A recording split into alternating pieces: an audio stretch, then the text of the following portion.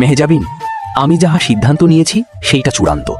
আগামী শুক্রবার শাহেদের সাথে তোমার বিয়ে হবে। বাবার কথা শুনে মেহজাবিন রেগে পেছনের দিকে ঘুরে তাকালো। মেহজাবিনের চোখ দিয়ে যেন আগুন বের হচ্ছে। মেহজাবিন রেগে বলে উঠল, বাবা, আমি শাহেদকে বিয়ে করব না। ওই একটা প্রতারক, ওর নজর আমার উপরে নাই, তোমার সম্পত্তির উপরে আছে। আহারে আমার মেয়েটা। গালিব সাহেব, মেয়েটা মনে হয় কিছু ভুল বুঝছে। শাহেদের মতো ভালো ছেলে এখন কোথায় পাওয়া যায়? আপনি চুপ থাকেন ছোট মা।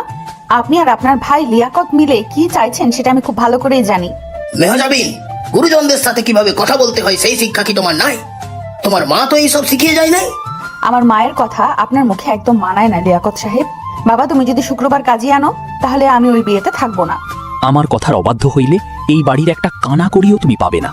তোমার সম্পত্তি তোমার নতুন ফ্যামিলির নামে লিখে দিও, আমার কিছু চাই না। মেহজাবিন রেগে বাড়ি থেকে বের হয়ে গেল। মেহজাবিন সোজা গাড়ি নিয়ে এতিমখানার দিকে চলে গেল। মেহজাবিনের মনটাই অনেক খারাপ। এই পৃথিবীতে তার আপন বলতে কেউ নেই। এতিমখানায় পৌঁছাতেই রহমত চাচা এগিয়ে এসে বলল, কিরে মা, আজ অসময়ে আসলি যে? মুখটা এমন শুকিয়ে আছে কেন? চাচা, আমি খুব বিপদে পড়েছি। বাবা আমাকে জোর করে শাহেদের সাথে বিয়ে দিতে চাচ্ছে। আমার এমন কাউকে দরকার যে শুধু আইনি ভাবে আমার স্বামী হয়ে থাকবে, কিন্তু আমার জীবনে কোনো অধিকার দেখাবে না। মেহজাবিনের কথা শুনে রহমত চাচা চমকে উঠল। তখনই পাশ দিয়ে রাফসান যাচ্ছিল, হাতে তার রং তুলি। রাফসানকে দেখে রহমত চাচা বলে উঠল, রাফসান, এদিকে আয় তো বাবা। জি চাচা, কিছু বলবেন? মা মেহজাবিন, তুই তো রাফসানকে চিনিস, ছোটবেলা থেকে এখানে বড় হয়েছে, খুব শান্ত ছেলে। ও কি তোর কোনো উপকারে আসতে পারে? রাফসান, কিন্তু ও তো আমার থেকে বয়সে 4 বছরের ছোট। বয়স দিয়ে কি মানুষের পরিপক্কতা মাপা যায় ম্যাডাম? আপনার যদি কোনো সাহায্য লাগে আপনি বলতে পারেন। আমি যা চাইছি সেটা খুব সাধারণ কিছু না। আমাকে আজই বিয়ে করতে হবে। তুমি কি রাজি? রাফসান কিছুক্ষণ মেহজাবিনের চোখের দিকে তাকিয়ে থাকলো। রাফসান মনে মনে মেহজাবিনকে অনেক আগে থেকেই ভালোবাসতো। রাফসান বলে উঠল, বিয়ে মানে তো কোনো ছেলে খেলা না। আপনি কি রাগের মাথায় সিদ্ধান্ত নিচ্ছেন? আমার সিদ্ধান্ত একদম ঠিক আছে। তুমি রাজি কিনা সেটা বলো। আমি তোমাকে মাসে একটা নির্দিষ্ট পরিমাণ টাকা দিব, আমার বাড়িতে থাকবে, ব্যাস, এর বেশি কিছু না। আমি রাজি, তবে টাকার জন্য না। আপনি এই এতিমখানার জন্য অনেক কিছু করছেন। আপনার বিপদে পাশে থাকাটা আমার দায়িত্ব। আর হ্যাঁ, স্বামী হিসাবে আমি কোনো টাকা নিব না। অতিরিক্ত কথা আমার পছন্দ না। চলো কাজে অফিসে। কিছুক্ষণের মধ্যে কাজী অফিসে ওনাদের বিয়ে হয়ে গেল। মেহজাবিন রাফসানকে নিয়ে বাড়িতে ফিরে আসলো। বাড়িতে ঢুকতে সবার চোখ ছানা বড়া হয়ে গেল। মির্জা গালিব বলে উঠল, মেহজাবিন, এই ছেলেটা কে? আর ও তোমার হাত ধরে আছে কেন? ও রাফসান আমার স্বামী, আমরা আজই বিয়ে করছি। হাই হাই, এ কি সর্বনাশ! গালিব সাহেব, দেখেন আপনার মেয়ে কি কেলেঙ্কারি করে এসেছে। একটা রাস্তা থেকে তুলে আনা ছেলের সাথে। আসসালামু আলাইকুম। আমি রাস্তা থেকে উঠে আসি নাই, আমার একটা ঠিকানা আছে। আর মেহজাবিন এখন আমার স্ত্রী, তাকে নিয়ে কোনো খারাপ কথা আমি শুনবো না। এই ছোকরা, তুমি জানো তুমি কার সামনে দাঁড়িয়ে কথা বলছো? আমি আমার শ্বশুর মশাইয়ের সামনে দাঁড়িয়ে আছি। আর আপনি মনে হয় আমার স্ত্রীর ছোট মার ভাই সম্পর্ক অনুযায়ী আমি আপনাকে সম্মান করব যদি আপনি আমার স্ত্রীকে সম্মান করেন। এদিকে রাফসানের এমন শান্ত করা কথা শুনে সবাই নিস্তব্ধ হয়ে গেল। মেহজাবিন নিজেও অবাক হয়ে রাফসানের দিকে তাকালো। মির্জা গালিব রেগে বলে উঠল, মেহজাবিন, তুমি আমার সম্মান মাটিতে মিশিয়ে দিয়েছ। এই ভিখারি ছেলেকে আমি কোনোদিন জামাই হিসাবে মানব না। তোমার মানা বা না মানাতে আমার কিছু যায় আসে না বাবা। তুমি তোমার সাহেবকে নিয়ে থাকো। চলো রাফসান। মেহজাবিন রাফসানকে নিয়ে সোজা নিজের ঘরের দিকে চলে গেল। ঘরে ঢুকে দরজা বন্ধ করে মেহজাবিন ধপ করে বিছানায় শুয়ে পড়ল। রাফসান নীরবে এক গ্লাস পানি এগিয়ে দিয়ে বলল, পানিটা খেয়ে নেন, আপনার শরীর কাঁপছে। আমার শরীর কাঁপুক বা যাই হোক, তাতে তোমার কিছু যায় আসে না। তুমি শুধু একটা চুক্তিতে আছো। চুক্তি হইলেও আমি এখন আপনার স্বামী। আপনার ভালো মন্দ দেখার অধিকার আমার আছে। একদম স্বামী সাজার চেষ্টা করবে না। তুমি আমার থেকে বয়সে ছোট, আর তোমার স্ট্যাটাস আমার ধারে কাছেও নাই। এই বিয়েটা শুধু আমার বাবাকে আটকানোর একটা ঢাল। স্ট্যাটাস দিয়ে মানুষের মন মাপা যায় না মেহজাবিন। আপনি বয়সে বড় হতে পারেন, কিন্তু আবেগের জায়গায় আপনি এখনো অবুঝ। কি বললে তুমি? তোমার এত বড় সাহস! তুমি আমাকে নাম ধরে ডাকছো? আপনি আমার স্ত্রী, আমি তো নাম ধরেই ডাকবো। আর আপনি চাইলে আমাকে রাফসান বলে ডাকতে পারেন। তুমি ফ্লোরে শোবে, ওই সোফায় গিয়ে বসো। আমার চোখের সামনে ঘুরঘুর করবে না। রাফসান একটু হাসলো। কোনো প্রতিবাদ না করে আলমারি থেকে একটা পাতলা চাদর বের করে সোফায় গিয়ে বসলো। মেহজাবিন তো রাগে গজগজ করতে করতে ওয়াশরুমে চলে গেল। ফিরে এসে দেখে রাফসান সোফায় শুয়ে বই পড়ছে। মেহজাবিন বলে উঠল, এইখানে শুয়ে বই পড়া হচ্ছে? নবাবজাদা মনে হচ্ছে নিজেকে। বই পড়াটা আমার অভ্যাস। আপনার যদি আলোতে সমস্যা হয় আমি নিভিয়ে দিচ্ছি। নিভিয়ে দাও। আর শোনো, কাল সকালে আমি অফিসে যাব, তুমি এই ঘরেই থাকবে, বাড়ির কারোর সাথে কোনো কথা বলবে না। আমি আমার প্রয়োজন অনুযায়ী চলবো, আপনার কথায় আমি চলবো না। মানে তুমি আমার টাকায় চলবে আর আমার কথা শুনবে না? আমি আগেই বলেছি আপনার টাকা আমি নিব না। আমার নিজের হাত খরচ চালানোর মতো কাজ আছে। আমি আর্ট বিক্রি করে টাকা জমাই। আপনার দয়া আমার লাগবে না। মেহজাবিন কথাগুলো শুনে থমকে গেল। সে ভেবেছিল এই সাধারণ ছেলেটাকে নিজের হাতের পুতুল বানাতে পারবে, কিন্তু রাফসানের আত্মসম্মানবোধ তাকে অবাক করে দিল। মেহজাবিন কোনো কথা না বলে লাইট নিভিয়ে বিছানায় শুয়ে পড়ল। ঘরের ভেতর অদ্ভুত নিস্তব্ধতা মাঝরাতে মেহজাবিনের ঘুম ভেঙে গেল। সে দেখে রাফসান সোফায় গুটি সুটি মেরে শুয়ে আছে, শীতে কাঁপছে। ছেলেটা মেহজাবিন মনে মনে ভাবতে লাগলো, বোকা ছেলে, এত শীতের মধ্যে পাতলা চাদর গায়ে দিয়ে শুয়ে আছে, কিছু বলতেও তো পারে। মেহজাবিন বিছানা থেকে উঠে নিজের একটা মোটা কম্বল নিয়ে আস্তে আস্তে রাফসানের গায়ে জড়িয়ে ধরল। রাফসান নড়ে উঠতেই মেহজাবিন তাড়াতাড়ি করে বিছানায় ফিরে গেল, কিন্তু রাফসান ঘুমায় নাই। সে চোখ খুলে কম্বলটার দিকে তাকালো, তারপর মুচকি হেসে ফিসফিস করে বলল, জেদি মেয়েটার মনটা তো খুব নরম। সকালে মেহজাবিন ঘুম থেকে উঠে দেখে রাফসান ঘরে নাই। সে তাড়াহুড়ো করে রেডি হয়ে নিচে নামলো। দেখে ডাইনিং টেবিলে সবাই বসে আছে আর রাফসান নিজের হাতে সবাইকে চা বানিয়ে দিচ্ছে। মেহজাবিন অবাক হয়ে বলল, রাফসান, তুমি সব কি করছো? চা বানাচ্ছি। সুমাইয়া খালার শরীরটা খারাপ, তাই আমি একটু সাহায্য করলাম। আপনি বসেন, আমি আপনার কফি আনছি। দেখলেন গালিব সাহেব, ভিখারি ঘরের ছেলে তো কাজের লোকের কাজই করবে। ছোট মা মুখ সামলে কথা বলেন। ও আপনাদের চা বানিয়ে খাওয়াচ্ছে, তার জন্য আপনাদের কৃতজ্ঞ থাকা উচিত। বাদ দেন না মেহজাবিন, নিজের মানুষদের কাজ করতে কোনো লজ্জা নাই। আপনার কফিটা নেন। রাফসান শান্তভাবে কফির মগটা মেহজাবিনের সামনে রাখলো। মেহজাবিন কফির মগটা হাতে নিয়ে রাফসানের চোখের দিকে তাকালো। সেই শান্ত গভীর চোখ দুটো মেহজাবিনের ভেতরে সব রাগ কমিয়ে দিল। ঠিক তখনই কলিং বেল বেজে উঠল। সুমাইয়া খালা দরজা খুলতেই শাহেদ ভেতরে ঢুকলো। শাহেদ বলে উঠল, গুড মর্নিং আঙ্কেল। এই যে মেহজাবিন, কাল নাকি তুমি এক রাস্তার টোকাইকে বিয়ে করেছো? শাহেদ, তুমি এই বাড়িতে কেন আসছো? বের হয়ে যাও এখান থেকে। বের হবো কেন ডার্লিং? তুমি কাল রাগের মাথায় একটা ভুল করেছো। এই চোখরা তোমাকে কি সুখ দিবে? এর তো নিজেরই খাওয়ার ঠিক নাই। শাহেদ তার ছেলের হাসি হেসে রাফসানের দিকে এগিয়ে গেল। রাফসানের কাঁধে ধাক্কা দিয়ে কিছু একটা বলতে যাবে, ঠিক তখনই মেহজাবিন রাফসানের হাতটা শক্ত করে চেপে ধরল। মেহজাবিন রেগে বলল, শাহেদ, ওর গায়ে হাত দেওয়ার সাহস তুমি কোথা থেকে পেলে? ও আমার স্বামী, আর তুমি ওর পায়ের নখেরও যোগ্য না। মেহজাবিন, তুমি এই ফকিনিটার জন্য আমাকে অপমান করেছো? মুখ সামলে কথা বলবেন শাহেদ সাহেব। আমি ফকিন্নি হতে পারি, কিন্তু অন্যের টাকায় লোভ করা কাপুরুষ আমি না। আপনি এখান থেকে সম্মানের সাথে বিদায় নিলে আপনার জন্যই ভালো। তুই আমাকে জ্ঞান দিচ্ছিস? তোর তো। শাহেদ হাত তুলতে নিলে রাফসান এক ঝটকায় শাহেদের হাতটা মোচড় দিয়ে তাকে পেছনের দিকে ঠেলে দিল। রাফসানের চোখের শান্ত ভাবটা হঠাৎ করে ভয়ঙ্কর ক্রোধে পরিণত হলো। মেহজাবিন অবাক হয়ে দেখল তার বয়সের ছোট স্বামীটা কিভাবে তাকে রক্ষা করার জন্য দেয়াল হয়ে দাঁড়িয়েছে। রাফসান রেগে বলল, আমি সম্মান দিতে জানি, আবার অসম্মান করলে কিভাবে জবাব দিতে হয় সেটাও আমার খুব ভালো করে জানা আছে। আমার স্ত্রীর দিকে যদি আর এক পা এগিয়েছেন তাহলে এই পা আমি ভেঙে হাতে ধরিয়ে দিব। তুই আমার হাত ভাঙবি? তোর এত বড় সাহস! আমি কে জানিস তুই? ফকিনির ঘরের ফকিনি। আমি ফকিন্নি নাকি কে সেটা আপনাকে দেখতে হবে না। আপনি এখান থেকে এখন বের হবেন, না হইলে আমি ঘাড় ধাক্কা দিয়ে বের করে দিব। আঙ্কেল, আপনি দাঁড়িয়ে দাঁড়িয়ে দেখছেন এই রাস্তার টোকাই আমাকে অপমান করছে, আপনি কিছু বলছেন না কেন? রাফসান, তোমার সাহস তো কম না। তুমি আমার বাড়িতে দাঁড়িয়ে আমার মেহমানকে অপমান করছো। উনি আপনার মেহমান হতে পারে, কিন্তু উনি আমার স্ত্রীর প্রাক্তন, যে কিনা আমার স্ত্রীর গায়ে হাত তোলার চেষ্টা করছিল। আমি স্বামী হয়ে সেটা কিভাবে মেনে নিব? বাবা, তুমি ওকে কেন বকছো? শাহেদের তো সাহস কম না। ও আমার বাড়িতে এসে আমাকে অপমান করছে, আর রাফসান আমার স্বামী, ওর অধিকার আছে আমাকে রক্ষা করার। ও মা, মেহজাবিন, তুই তো দেখি একদিনে এই ভিখারির প্রেমে পড়ে গেছিস। কাল বিয়ে করলি আর আজ ওর জন্য শাহেদকে অপমান করছিস। ছোট মা, আপনি আপনার সীমার মধ্যে থাকুন। আর শাহেদ, তুমি যদি এখন এখান থেকে না যাও, আমি পুলিশ ডাকতে বাধ্য হব। মেহজাবিন, তুই খুব বড় ভুল করছিস। এই টোকাই তোকে রাস্তায় বসাবে, দেখে নিস। আমি যাচ্ছি, কিন্তু এই অপমানের প্রতিশোধ আমি নিব। এদিকে শাহেদ রাগে ফুঁসতে ফুঁসতে বাড়ি থেকে বের হয়ে গেল। মির্জা গালিব রাগে মেহজাবিনের দিকে তাকিয়ে বলে উঠল, মেহজাবিন, তুমি আমার সব সম্মান শেষ করে দিলে। এই ছেলেটাকে আমি কোনোদিন এই বাড়িতে মেনে নিব না। বাবা, তুমি মানো আর না মানো, রাফসান এই বাড়িতেই থাকবে। ও আমার আইনি স্বামী। হ্যাঁ গালিব সাহেব, আপনি চিন্তা করবেন না।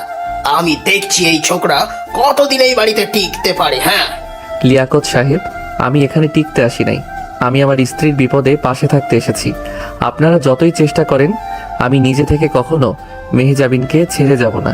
রাফসানের কথা শুনে মেহজাবিন অবাক হয়ে তাকালো। মেহজাবিনের বুকের ভেতরটা কেমন যেন হয়ে করে উঠল। মেহজাবিন আর কোনো কথা না বলে রাফসানকে নিয়ে নিজের ঘরের দিকে চলে গেল। ঘরে গিয়ে দরজা বন্ধ করে মেহজাবিন রাফসানের দিকে তাকিয়ে বলল, তুমি শাহেদের সাথে অমন ভাবে কথা বলতে গেলে কেন? আমি তোকে সামলাতে পারতাম। আপনি পারতেন, কিন্তু আমি তো আপনার স্বামী। আমি থাকতে কেউ আপনাকে অপমান করবে, সেটা আমি কিভাবে সহ্য করব? দেখো রাফসান, তুমি এসব স্বামী সাজার অভিনয় বন্ধ করো। আমি তোমাকে আগেই বলেছি, আমাদের বিয়েটা শুধু একটা মাত্র চুক্তি। তুমি এসব আবেগ আমাকে দেখিও না। আমি কোনো অভিনয় করছি না মেহজাবিন, আমি শুধু আমার দায়িত্ব পালন করছি। আপনি যতই চুক্তি চুক্তি বলেন, আমি তো আপনাকে আমার স্ত্রী মেনেই বিয়ে করেছি। তুমি কি বুঝতে পারছো না? আমার বাবা আর ছোট মা তোমাকে এই বাড়িতে শান্তিতে থাকতে দিবে না। তুমি কেন শুধু শুধু নিজের সম্মান নষ্ট করছো? আমার সম্মান এত ঠুনকো না যে কেউ কিছু বললেই নষ্ট হয়ে যাবে। আর আমি কোনো কিছু ভয় পাই না। আপনি চিন্তা করবেন না, আমি সব সামলিয়ে নিব। মেহজাবিন আর কিছু বলতে পারল না। রাফসানের চোখের দিকে তাকিয়ে মেহজাবিনের সব রাগ কেমন যেন পানি হয়ে গেল। মেহজাবিন ওয়াশরুমে ফ্রেশ হতে চলে গেল। রাফসান সোফায় বসে বই পড়তে লাগলো। মেহজাবিন ফ্রেশ হয়ে বের হয়ে রেডি হতে লাগলো। রাফসান বই থেকে চোখ তুলে মেহজাবিনের দিকে তাকিয়ে বলল, আপনি কি অফিসে যাচ্ছেন? হ্যাঁ, অফিসে অনেক কাজ জমে আছে। তুমি এখানেই থাকবে, একদম নিচে যাবে না। আমি এতিমখানায় যাব। রহমত চাচার সাথে কিছু কাজ আছে। ঠিক আছে, কিন্তু সাবধানে যাবে আর কারো সাথে কোনো ঝামেলায় জড়াবে না। আপনি চিন্তা করবেন না, আমি সাবধানে যাব। আপনিও নিজের খেয়াল রাখবেন। মেহজাবিন অফিসের জন্য বের হয়ে গেল। অফিসে গিয়ে মেহজাবিন কাজের চাপে ডুবে গেল। একের পর এক মিটিং, ক্লায়েন্টদের সাথে কথা, সব মিলে মেহজাবিন প্রচণ্ড ক্লান্ত হয়ে পড়ল। দুপুরে খাবার খাওয়ার সময় পেল না। এদিকে রাফসান এতিমখানা থেকে ফিরে এসে দেখে মেহজাবিন এখনও ফিরে নাই। রাফসান সুমাইয়া খালাকে বলে উঠল, খালা, মেহজাবিন কি এখনো আসে নাই? না বাবা, দাদামণি তো অফিসে গেলে রাত করেই ফেরে। তুমি খেয়ে নাও, আমি খাবার বেড়ে দিচ্ছি। না খালা, মেহজাবিন আসুক, তারপর একসাথে খাবো। বাবা, ও তো অনেক রাতে আসবে, তুমি না খেয়ে থাকবে কিভাবে? সমস্যা নেই খালা, আমি অপেক্ষা করব। রাত 10টার দিকে মেহজাবিন ভীষণ ক্লান্ত হয়ে বাড়ি ফিরল। ওর মাথা প্রচণ্ড ব্যথা করছে, শরীর কাঁপছে। ঘরে ঢুকে দেখে রাফসান সোফায় বসে বই পড়ছে। মেহজাবিনকে দেখে রাফসান তাড়াতাড়ি উঠে এসে বলল, এত দেরি করলেন যে? আপনার মুখটা এমন শুকিয়ে আছে কেন? অফিসে অনেক কাজ ছিল, আমার মাথাটা খুব ব্যথা করছে। আমি শুয়ে পড়বো। আপনি কি দুপুরের খাবার খেয়েছেন? না, সময় পাইনি। আমার কিছু খেতে ইচ্ছে করছে না, আমি ঘুমাবো। না খেয়ে ঘুমালে তো শরীর আরো খারাপ করবে। আপনি ফ্রেশ হয়ে আসেন, আমি খাবার নিয়ে আসছি। রাফসান মেহজাবিনের কথার কোনো পাত্তা না দিয়ে নিচে চলে গেল। মেহজাবিন বিরক্ত হয়ে ফ্রেশ হতে গেল। ফ্রেশ হয়ে এসে মেহজাবিন ধপ করে বিছানায় শুয়ে পড়ল। ওর শরীর প্রচণ্ড কাঁপতে লাগলো। রাফসান খাবার নিয়ে ঘরে ঢুকে দেখে মেহজাবিন কম্বল মুড়ি দিয়ে কাঁপছে। রাফসান তাড়াতাড়ি খাবার টেবিলে রেখে মেহজাবিনের কাছে গিয়ে বলল, মেহজাবিন, আপনার কি খুব শীত লাগছে? আমার খুব শীত লাগছে আর মাথাটা ফেটে যাচ্ছে। রাফসান মেহজাবিনের কপালে হাত দিয়ে চমকে উঠল। মেহজাবিনের শরীর জ্বরে পড়ে যাচ্ছে। রাফসান তাড়াতাড়ি করে বলল, আপনার তো প্রচন্ড জ্বর। আপনি এতক্ষণ অফিসে কি করছিলেন? আমি জানি না, আমাকে একটু ঘুমাতে দাও। এত জ্বর নিয়ে ঘুমানো যাবে না। আপনি একটু উঠে বসেন, আমি আপনাকে ওষুধ দিচ্ছি। না, আমি ওষুধ খাবো না। ওষুধ আমার একদম ভালো লাগে না। মেহজাবিন, ছোট বাচ্চাদের মতো করবেন না। একটু উঠে বসেন, আমি খাইয়ে দিচ্ছি। রাফসান জোর করে মেহজাবিনকে তুলে বসালো। এক গ্লাস পানি আর ওষুধ এগিয়ে দিল। মেহজাবিন চোখ বন্ধ করে মুখ ঘুরিয়ে নিল। রাফসান মেহজাবিনের মাথায় হাত বুলিয়ে নরম গলায় বলল, মেহজাবিন, একটু কষ্ট করে খেয়ে নেন, না হলে জ্বর তো কমবে না। আপনি কি চান আমি সারা রাত টেনশনে বসে থাকি? রাফসানের এত নরম গলার কথা শুনে মেহজাবিন আর না করতে পারলো না। মেহজাবিন চুপচাপ ওষুধ খেয়ে নিল। রাফসান মেহজাবিনকে শুয়ে দিয়ে কম্বল দিয়ে ঢেকে দিল। তারপর একটা গামলাতে ঠান্ডা পানি আর একটা পরিষ্কার কাপড় নিয়ে আসলো। রাফসান মেহজাবিনের পাশে ফ্লোরে বসে জলপট্টি দিতে শুরু করলো। মেহজাবিন চোখ বন্ধ করে কাঁপতে কাঁপতে বলল, রাফসান, তুমি এসব কি করছো? তুমি শুয়ে পড়ো, আমি ঠিক হয়ে যাব। আপনি চুপ করে ঘুমান তো। আপনার জ্বর না কমা পর্যন্ত আমি এখান থেকে নড়ছি না। কিন্তু তুমি তো সারাদিন কিছু খাও নাই। সুমাইয়া খালা বলছিল তুমি আমার জন্য অপেক্ষা করছিলে। আমার কথা আপনাকে ভাবতে হবে বলি নাই, আমি পরে খেয়ে নিব। আপনি চোখ বন্ধ করেন। মেহজাবিন আর কোনো কথা না বলে চোখ বন্ধ করলো। রাফসান সারা রাত না ঘুমিয়ে মেহজাবিনের মাথায় জলপট্টি দিতে লাগলো। মাঝে মাঝে মেহজাবিনের হাত দুটো নিজের হাতের মধ্যে নিয়ে গরম করার চেষ্টা করতে লাগলো। ভোরের দিকে মেহজাবিনের জ্বরটা একটু কমলো। রাফসান মেহজাবিনের কপালে হাত দিয়ে দেখলো জ্বর অনেকটাই কমে গেছে। রাফসান একটা স্বস্তির নিঃশ্বাস ফেলল। রাফসান মেহজাবিনের পাশে ফ্লোরে মাথা রেখে কখন যেন ঘুমিয়ে পড়ল। সকালে মেহজাবিনের ঘুম ভাঙলে এসে চোখ খুলে দেখলো রাফসান ওর বিছানার পাশে ফ্লোরে বসে ঘুমিয়ে আছে। রাফসানের হাতটা মেহজাবিনের হাতের সাথে জড়ানো। মেহজাবিন অবাক হয়ে রাফসানের মুখের দিকে তাকিয়ে থাকলো। রাফসানের শান্ত মুখটা দেখে মেহজাবিনের মনে হলো সে যেন পৃথিবীর সবচেয়ে নিরাপদ জায়গায় আছে। মেহজাবিন আস্তে আস্তে নিজের হাতটা ছড়িয়ে নিল। রাফসানের মাথায় হাত বুলিয়ে দিতে রাফসান লাফ দিয়ে উঠে বসলো। রাফসান চোখ মুছতে মুছতে বলল, আপনি উঠে গেছেন, এখন শরীর কেমন লাগছে? আপনার জ্বর কি কমেছে? আমি এখন অনেকটা ভালো বোধ করছি। কিন্তু তুমি সারা রাত ফ্লোরে বসেছিলে কেন? আমি তো এমনিতেই বসেছিলাম। আপনার জ্বরটা অনেক বেশি ছিল তো, তাই ঘুম আসে নাই। তুমি কি কাল রাতে কিছু খেয়েছিলে? হ্যাঁ, আমি খেয়ে নিয়েছিলাম। আপনি ফ্রেশ হয়ে নেন, আমি আপনার জন্য স্যুপ বানিয়ে আনছি। রাফসান তাড়াতাড়ি করে নিচে চলে গেল। মেহজাবিন রাফসানের যাওয়ার দিকে তাকিয়ে রইল। মেহজাবিনের মনে হলো এই ছেলেটাই সত্যি অনেক আলাদা। মেহজাবিন ফ্রেশ হয়ে বিছানায় বসে থাকলো। একটু পর রাফসান স্যুপ নিয়ে ঘরে ঢুকলো। রাফসান স্যুপের বাটিটা হাতে দিয়ে বলল, এইটা খেয়ে নেন, শরীরটা দুর্বল লাগছে নিশ্চয়ই। আমার স্যুপ খেতে ইচ্ছে করছে না, অন্য কিছু খাবো। মেহজাবিন, একদম জেদ করবেন না। এখন জ্বর থেকে উঠেছেন, স্যুপ খাওয়াটা জরুরি। নেন, খেয়ে নেন। মেহজাবিন বাধ্য হয়ে স্যুপ খেতে লাগলো। রাফসান মেহজাবিনের দিকে তাকিয়ে মিটিমিটি হাসতে লাগলো। মেহজাবিন রাফসানের হাসি দেখে ব্রু কুঁচকে বলল, হাসছো কেন তুমি?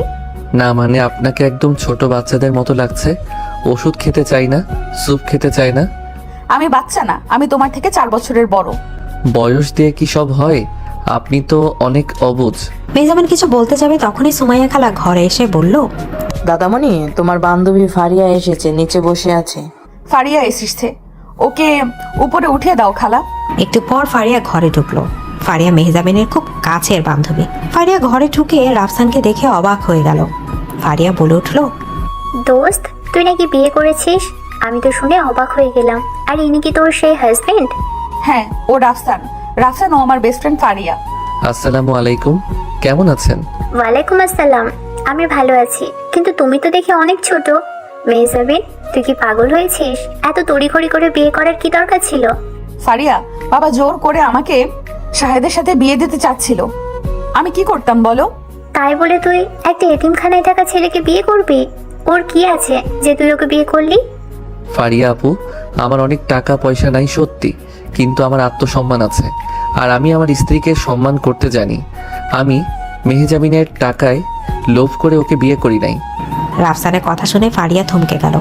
ফারিয়া বুঝতে পারলো ছেলেটা সাধারণ হলেও ওর ব্যক্তিত্ব অনেক স্ট্রং। মেহজাবিন ফারিয়াকে ধমক দিয়ে বলল, ফারিয়া, তুই ওকে এইভাবে অপমান করতে পারিস না। ও আমার বিপদের সময় পাশে দাঁড়িয়েছে। আর কাল রাত থেকে ও আমার যে সেবা করেছে, শাহেদ জীবনেও তা করতো না। মেহজাবিন রাফসানের পক্ষ নিয়ে কথা বলছে দেখে রাফসান অবাক হয়ে মেহজাবিনের দিকে তাকালো। ফারিয়া হাসতে হাসতে বলল, বাহ দোস্ত, তুই তো দেখি একদিনেই পাল্টে গিয়েছিস। নিজের স্বামীর জন্য আমাকে বকছিস? আমি তো মজা করছিলাম। আর রফসান ভাই, আপনি কিছু মনে করবেন না। না আপু, আমি কিছু মনে করি নাই। আপনারা কথা বলেন, আমি নিচে যাচ্ছি। রাফসান মুচকি হেসে নিচে চলে গেল। ফারিয়া মেহজাবিনের পাশে বসলো। ছেলেটা তো দারুণ রে, এত শান্ত কিন্তু কথায় অনেক জোর। তোর সাথে খুব মানিয়েছে। ফারিয়া, তুই চুপ করবি? আমাদের বিয়েটা শুধু একটা চুক্তি। ও আমার জন্য শুধু একটা ঢাল। চুক্তি? কিন্তু তোর চোখে তো আমি অন্য কিছু দেখতে পাচ্ছি। তুই যখন ওর পক্ষ নিয়ে কথা বললি, তুই চোখ দিয়ে তো ভালোবাসা ঝরে পড়ছিল। তুই বেশি বুঝিস। ও কাল সারা রাত জেগে আমার জ্বর কমিয়েছে, তাই আমিও ওর একটু পক্ষ নিলাম। এর মধ্যে ভালোবাসা আসলো কি? আচ্ছা বাবা, আমি মেনে নিলাম, কিন্তু দেখিস এই চুক্তি যেন কবে ভালোবাসায় বদলে যায়, তুই টেরও পাবি না। ফারিয়ার কথা শুনে মেহজাবিন চুপ হয়ে গেল। মেহজাবিন মনে মনে ভাবতে লাগলো সত্যি কি রাফসানের প্রতি তার কোনো অনুভূতি তৈরি হচ্ছে। এদিকে নিচে রাফসান ড্রয়িং রুমে বসে বই পড়ছিল। হঠাৎ কলিং বেল বেজে উঠল। সুমাইয়া খালা দরজা খুলতেই একটা মেয়ে হুড়মুড় করে ভেতরে ঢুকে পড়ল।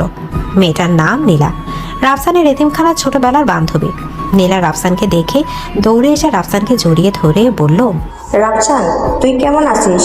তুই নাকি বিয়ে করেছিস, আমাকে বলিস না কেন? নীলাকে ওভাবে জড়িয়ে ধরতে দেখে রাফসান অস্বস্তিতে পড়ে গেল। রাফসান তাড়াতাড়ি করে নীলাকে ছাড়িয়ে দিয়ে বলল, নীলা, তুই এতদিন পর কোথা থেকে আসলি আর এভাবে পাগলামি করছিস কেন? আমি তো গ্রামে গেছিলাম, এসে শুনি তুই নাকি এত বড় বাড়ির মেয়েকে বিয়ে করেছিস। আমার তো বিশ্বাসই হচ্ছিল না, তাই তোকে দেখতে আসলাম। ঠিক তখনই মেহজাবিন ফারিয়াকে এগিয়ে দিতে নিচে নামছিল। সিঁড়িতে দাঁড়িয়ে মেহজাবিন দেখলো রাফসানের সাথে একটা মেয়ে দাঁড়িয়ে খুব হেসে হেসে কথা বলছে। মেহজাবিনের বুকের ভেতরটা হঠাৎ করে জ্বলে উঠল। মেহজাবিন রেগে নিচে নেমে এসে বলল, এর মধ্যে ভালোবাসার কি আসলো? রাফসান, এই মেয়েটিকে, ও আমাদের বাড়িতে কি করছে? ও নীলা আমার ছোটবেলার বন্ধু, এতিমখানায় একসাথেই বড় হয়েছি। আসসালামু আলাইকুম ভাবি, আপনি তো অনেক সুন্দর। রাফসানের ভাগ্যটা অনেক ভালো যে আপনার মতো একটা বড় লোকের মেয়েকে বউ হিসাবে পেয়েছে। ওয়ালাইকুম আসসালাম। কিন্তু তুমি এখানে কি চাইছো? আমি তো রাফসানকে দেখতে এসেছি। আমরা তো ছোটবেলায় এক প্লেটেই খেতাম। রাফসানকে ছাড়া আমার একদিনও চলতো না, তাই না রে রাফসান? এদিকে নীলার কথা শুনে মেহজাবিনের রাগ আরো বেড়ে গেল। মেহজাবিন রাফসানের দিকে চোখ রাঙিয়ে তাকালো। রাফসান বুঝতে পারলো মেহজাবিন রেগে যাচ্ছে। রাফসান তাড়াতাড়ি করে বলল, নীলা, তুই এখন যা, আমি পরে এতিমখানায় গেলে তোর সাথে কথা বলবো। মেহজাবিনের শরীরটা ভালো না, ওর রেস্ট দরকার। আচ্ছা ঠিক আছে, তুই কিন্তু অবশ্যই আসবি। ভাবি, আমি আসি। নীলা চলে যাওয়ার পর মেহজাবিন রাফসানের দিকে ঘুরে দাঁড়িয়ে রেগে বলল, ওই মেয়েটা তোমাকে ওভাবে জড়িয়ে ধরেছিল কেন? আর তুমিও তো বেশ এসে এসে কথা বলছিলে। মেহজাবিন, ও তো আমার ছোটবেলার বন্ধু, অনেক দিন পর দেখা হয়েছে, তাই ও একটু ইমোশনাল হয়ে পড়েছিল। বন্ধু হোক আর যাই হোক, আমার বাড়িতে এসব চলবে না। তুমি বিবাহিত, অন্য কোনো মেয়ের সাথে এত ঢলাঢলি আমি পছন্দ করি না। আপনি কি জেলাস ফিল করছেন? আমি জেলাস ফিল করব কেন? তুমি কি এমন লাট সাহেব যে তোমার জন্য আমি জেলাস খাবো? আমি শুধু আমার বাড়ির নিয়ম কানুন মনে করিয়ে দিচ্ছি। আচ্ছা ঠিক আছে, আমি আর নীলার সাথে কথা বলবো না। আপনি এত রাগ করছেন কেন? আমি রাগ করছি না, তুমি এখন উপরে চলো, আমাকে ওষুধ খেতে হবে। মেহজাবিন হনহন করে উপরে চলে গেল। মেহজাবিন হনহন করে উপরে চলে যাওয়ার পর রাফসান মেহজাবিনের যাওয়ার দিকে তাকিয়ে মুচকি হাসলো। রাফসান বুঝতে পারলো মেহজাবিনের মনে তার জন্য জায়গা তৈরি হচ্ছে। রাফসান মনে মনে বলল, আপনার এই রাগ আর অভিমানের আড়ালেই তো আপনার ভালোবাসা লুকিয়ে আছে মেহজাবিন। আমি অপেক্ষা করব সেই দিনটার জন্য যেদিন আপনি নিজে থেকে আমাকে ভালোবাসার কথা বলবেন। রাফসান মেহজাবিনের পেছন পেছন ঘরে গেল। ঘরে গিয়ে দেখে মেহজাবিন ওষুধ হাতে নিয়ে বসে আছে। রাফসান পানির গ্লাস এগিয়ে দিতেই মেহজাবিন রাফসানের দিকে রাগী চোখে তাকিয়ে বলল, আমি নিজেই খেতে পারি, তোমার সাহায্য লাগবে না। আচ্ছা খান, আমি তো শুধু পানিটা দিলাম। তুমি ওই নীলার সাথে কত বছর ধরে পরিচিত? এই তো প্রায় 15 বছর। কেন? 15 বছর? তাহলে তো তুমি ওকে খুব ভালো করেই চেনো। ও তোমাকে ভালোবাসে, তাই না? নীলা আমাকে ভালোবাসে কিনা আমি জানি না, আমি শুধু জানি আমি কাকে ভালোবাসি। রাফসানের কথা শুনে মেহজাবিনের বুকটা ধক করে উঠল। মেহজাবিন অবাক চোখে রাফসানের দিকে তাকিয়ে রইল। দুজনের চোখের মাঝে আবার সেই অদ্ভুত নিস্তব্ধতা আর না বলা কথা আর ভিড়। এদিকে রাফসানের কথা শুনে মেহজাবিনের বুকটা ধক করে উঠল। মেহজাবিন অবাক চোখে রাফসানের দিকে তাকিয়ে রইল। দুজনের চোখের মাঝে অদ্ভুত নিস্তব্ধতা আর না বলা কথার ভিড়। মেহজাবিনের হাত পা কেমন যেন অবশ হয়ে আসতে লাগলো। রাফসান এক দৃষ্টে মেহজাবিনের চোখের দিকে তাকিয়ে আছে। মেহজাবিন ঢোক গিলে কাঁপা কাঁপা গলায় বলে উঠল, তুমি কাকে ভালোবাসো? ওই নীলা নামের মেয়েটাকে? আমি তো বললাম আমি জানি আমি কাকে ভালোবাসি। আর আপনার এত জানার আগ্রহ কেন? আপনি না বললেন আমাদের বিয়েটা একটা চুক্তি? চুক্তির সম্পর্কে তো ভালোবাসার কোনো জায়গা নাই।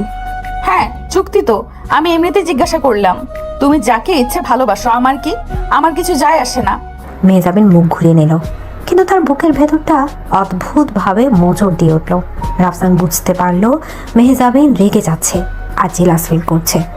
রাফসান মুচকি হেসে বলে উঠল, আপনার তো ওষুধ খাওয়া শেষ, আপনি এখন ঘুমিয়ে পড়েন। আমি বেলকনিতে যাচ্ছি, কোনো দরকার হইলে ডাক দিবেন। আমার কোনো দরকার নেই, তুমি যেখানে ইচ্ছা যাও।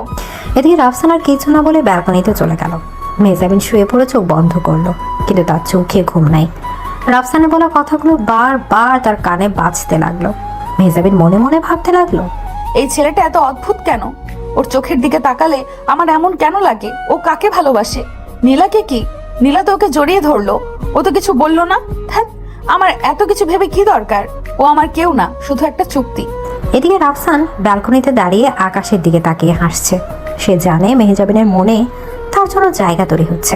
শুধু মেহজাবিন নিজের অহংকার আর জেদের কারণে সেটা মানতেই চাচ্ছে না।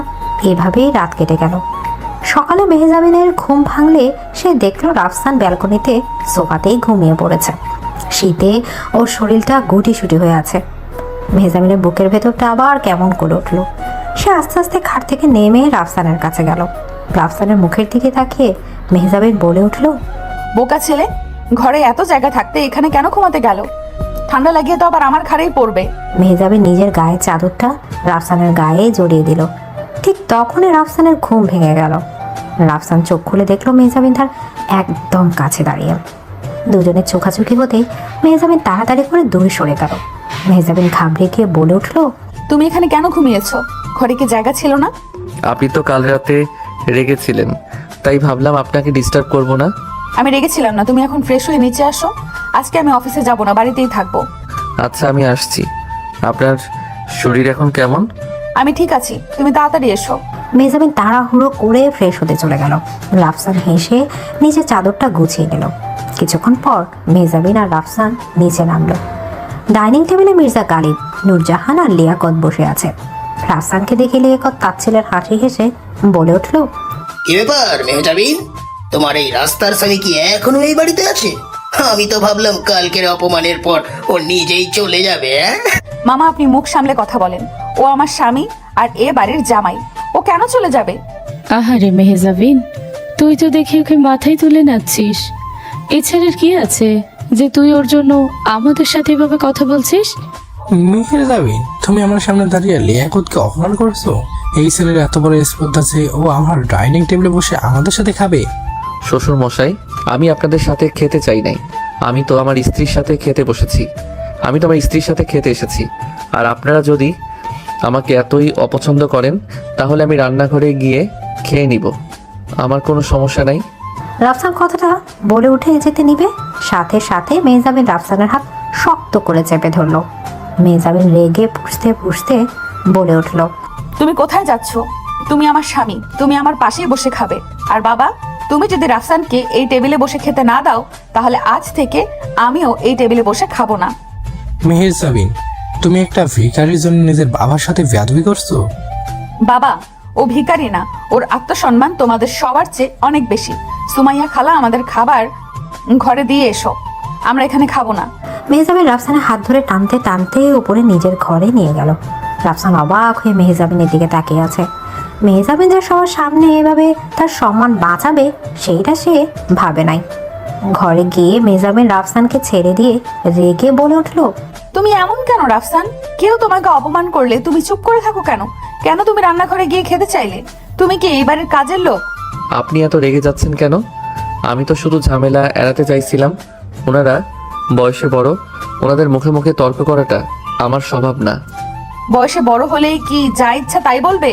আর তুমি মুখ বুঝে সহ্য করবে? তুমি ভুলে যেও না, তুমি মেহজাবিন মির্জা গালিবের স্বামী। আমার স্বামীর অপমান আমি সহ্য করব না। কিন্তু আপনি তো কাল রাতে বললেন আমাদের বিয়েটা একটা চুক্তি। চুক্তির সম্পর্কে এত অধিকার বোধ কোথা থেকে আসলো? রাফসানের কথা শুনে মেহজাবিন থমকে গেল। সে বুঝতে পারলো রাফসান তাকে কথায় কথায় আটকাচ্ছে। মেহজাবিন নিজের রাগ সামলে বলে উঠল, চুক্তি হলেও তুমি এখন আমার স্বামী, আর আমার জিনিসের উপরে কেউ কথা বললে আমার একদম পছন্দ হয় না। ও আচ্ছা, আমি তাহলে আপনার জিনিস? হ্যাঁ, তুমি আমার জিনিস, আর আমার জিনিস আমি কিভাবে রাখবো সেটা আমি বুঝবো। তুমি এখন চুপচাপ এখানে বসে খাবে। একটু পর সুমাইয়া খালা খাবার দিয়ে গেল। মেহজাবিন আর রাফসান একসাথে খেতে বসলো। খাওয়ার সময় মেহজাবিন আড়াই চোখে রাফসানকে দেখতে লাগলো। রাফসানের শান্ত মুখটা দেখলে মেহজাবিনের বুকের ভেতরটা অদ্ভুতভাবে শান্তি পায়। খাওয়া শেষ হতে না হতে রাফসানের ফোন বেজে উঠলো। রাফসান ফোনটা পকেট থেকে বের করে স্ক্রিনের দিকে তাকিয়ে মুচকে হাসলো। মেহজাবিন রাফসানের হাসি থেকে ভ্রু কুঁচকেই বলে উঠলো, কার ফোন? এত হাসছো কেন? নীলা ফোন করেছে। ও মনে হয় এতিমখানায় আমার জন্য অপেক্ষা করছে। নীলার নাম শুনে মেহজাবিনের মাথায় যেন রক্ত উঠে গেল। মেহজাবিন রেগে বলে উঠলো, ফোনটা দাও আমার কাছে। কেন? আপনি কি কথা বলবেন? আমি যা বলছি তাই করো, ফোনটা দাও। মেহজাবিন রাফসানের হাত থেকে ফোনটাই ছিনে নিল। কলটা রিসিভ করে মেহজাবিন রেগে বলে উঠলো, হ্যালো, তুমি কে বলছো? আমি নীলা। ভাবি আপনি? রাফসান কোথায়? রাফসান এখন আমার সাথে আছে। আর তুমি ওকে বারবার ফোন করছো কেন? তোমার কি কোনো কাজ নেই? ভাবি আপনি রাগ করছেন কেন? আমি তো শুধু রাফসানের সাথে কথা বলতে চাইছিলাম। ও বলছিল আজ এতিমখানায় আসবে। রাফসান আজ কোথাও যাবে না, ও আমার সাথে বাড়িতেই থাকবে। আর এরপর থেকে তুমি ওকে আর এত ঘন ঘন ফোন করবে না। ও এখন বিবাহিত, ওর নিজের একটা পরিবার আছে। তুমি কি বুঝতে পারছো? কিন্তু ভাবি আমি তো ওর ছোটবেলার বন্ধু। বন্ধু হোক আর যাই হোক, আমার যা বলার আমি বলে দিয়েছি। ফোন রাখো এখন। এদিকে মেহজাবিন ধপ করে ফোনটা কেটে দিল। রাফসান অবাক চোখে মেহজাবিনের দিকে তাকিয়ে আছে। মেহজাবিন ফোনটা বিছানায় ছুঁড়ে মেরে রাফসানের দিকে তাকিয়ে বলে উঠলো, কি দেখছো ওভাবে? তুমি আজ কোথাও যাবে না। আপনি ওর সাথে এত খারাপ ব্যবহার কেন করলেন? ও তো আমার বন্ধু, আর আমি তো ওকে কথা দিয়েছিলাম আজ যাব। কথা দিয়েছিলে মানে কি? তুমি বিবাহিত একটা ছেলে, অন্য একটা মেয়ের সাথে কিসের এত কথা তোমার? তুমি কি ওকে ভালোবাসো? আপনি আবার সেই একই কথা বলছেন। আমি তো আগেই বলেছি আমি কাকে ভালোবাসি, আর নীলা আমার শুধু বন্ধু। বন্ধু হলে ওভাবে জড়িয়ে ধরবে কেন? আর তুমিও তো বেশ হেসে হেসে কথা বলছিলে। আমার এসব একদম পছন্দ না। মেহজাবিন, আপনি কি বুঝতে পারছেন আপনি কি করছেন? আপনি জেলাস ফিল করছেন। আপনি আমাকে নিজের স্বামী হিসেবে অধিকার দেখাচ্ছেন। আমি কোনো জেলাস ফিল করছি না। আমি শুধু আমার স্বামীর ব্যাপারে পজিটিভ, আর এইটা আমার অধিকার। অধিকার তো ভালোবাসার মানুষ দেখায়। আপনি কি আমাকে ভালোবাসেন? এদিকে রাফসানের সরাসরি প্রশ্নের মুখে মেহজাবিন চুপ হয়ে গেল। সে কি উত্তর দিবে বুঝতে পারছে না। মেহজাবিনের হাত পা কাঁপতে লাগলো। রাফসান মেহজাবিনের একদম কাছে এগিয়ে গেল। রাফসান ঘাবড়ে গিয়ে পিছিয়ে যেতে নিলে দেয়ালের সাথে পিঠ ঠেকে গেল। রাফসান তার দুই হাত মেহজাবিনের দুই পাশে দেয়ালে রেখে মেহজাবিনকে আটকে ফেলল। দুজনের চোখের দূরত্ব এখন খুব সামান্য। রাফসানের গরম নিঃশ্বাস মেহজাবিনের মুখে লাগছে। মেহজাবিন চোখ বন্ধ করে নিল। চোখ বন্ধ করছেন কেন? আমার চোখের দিকে তাকিয়ে বলুন আপনি আমাকে ভালোবাসেন না। বলুন যে এই চুক্তি ছাড়া আমাদের মাঝে আর কিছু নাই। রাফসান, তুমি দূরে যাও, কেউ দেখে ফেলবে। দেখুক, এইটা আমার ঘর, আপনি আমার স্ত্রী। কেউ দেখলে আমার কিচ্ছু যায় আসে না। আপনি আমার প্রশ্নের উত্তর দেন। আমি জানি না, তুমি আমাকে কনফিউজ করে দিচ্ছ। আপনি কনফিউজড না মেহজাবিন। আপনি শুধু নিজের জেদ আর অহংকারের জন্য সত্যিটা মানতে চাইছেন না। কিন্তু আমি জানি আপনার এই রাগী খোলসের নিচে একটা নরম মন আছে, আর সেই মনে এখন শুধু আমি আছি। রাফসানের কথাগুলো মেহজাবিনের বুকের ভেতর সরাসরি আঘাত করলো। মেহজাবিনের চোখ দিয়ে এক ফোঁটা পানি গড়িয়ে পড়লো। রাফসান নিজের হাত দিয়ে মেহজাবিনের চোখের পানিটা মুছে দিল। রাফসানের হাতের নরম স্পর্শে মেহজাবিনের সারা শরীর কেঁপে উঠল। রাফসান আস্তে আস্তে মেহজাবিনের কপালে নিজের ঠোঁট ছুঁয়ে দিল। মেহজাবিন কোনো বাধা দিল না। সে চোখ বন্ধ করে রাফসানের এই পবিত্র ভালোবাসা অনুভব করতে লাগলো। কিছুক্ষণ পর রাফসান মেহজাবিনকে ছেড়ে একটু দূরে সরে দাঁড়ালো। রাফসান মুচকি হেসে বলে উঠল, আমি আজ এতিমখানায় যাব না। আপনি যেহেতু বারণ করেছেন, আমি আপনার কথাই শুনবো। তুমি আমার কথা শুনবে কেন? কারণ আপনি আমার স্ত্রী, আর স্ত্রীর অধিকারের সম্মান করাটা আমার দায়িত্ব। আমি নিচে যাচ্ছি, আপনি রেস্ট নেন। রাফসান ঘর থেকে বের হয়ে গেল। মেহজাবিন দেয়ালের সাথে হেলান দিয়ে দাঁড়িয়ে নিজের বুকে হাত রাখলো। তার হৃৎপিণ্ড এত জোরে লাফাচ্ছে যে মনে হচ্ছে এখনই বেরিয়ে আসবে। মেহজাবিন মনে মনে বলে উঠল, তুমি আমার কথা শুনবে কেন? এই ছেলেটা কি জাদু জানে? ও যখন আমার কাছে আসে আমার সব রাগ সব জেদ কোথায় যেন হারিয়ে যায়। আমি কি সত্যি ওকে ভালোবেসে ফেলেছি? কিন্তু ও তো একটা এতিম, ওর সাথে আমার স্ট্যাটাস কোনোদিন মিলবে না। সমাজ কি বলবে? বাবা তো কখনো মেনে নেবে না। মেহজাবিন নিজের ভাবনায় হারিয়ে গেল। মেহজাবিন বিকেলে নিচে নেমে দেখলো ড্রয়িং রুমে কেউ নেই। সুমাইয়া খালাকে জিজ্ঞেস করে জানতে পারলো রাফসান বাগানে বসে ছবি আঁকছে। মেহজাবিন আস্তে আস্তে বাগানের দিকে গেল। গিয়ে দেখলো রাফসান একাগ্র মনে ক্যানভাসে কিছু একটা আঁকছে। মেহজাবিন চুপি চুপি রাফসানের পেছনে গিয়ে দাঁড়ালো। ক্যানভাসের দিকে তাকিয়ে মেহজাবিন চমকে উঠল।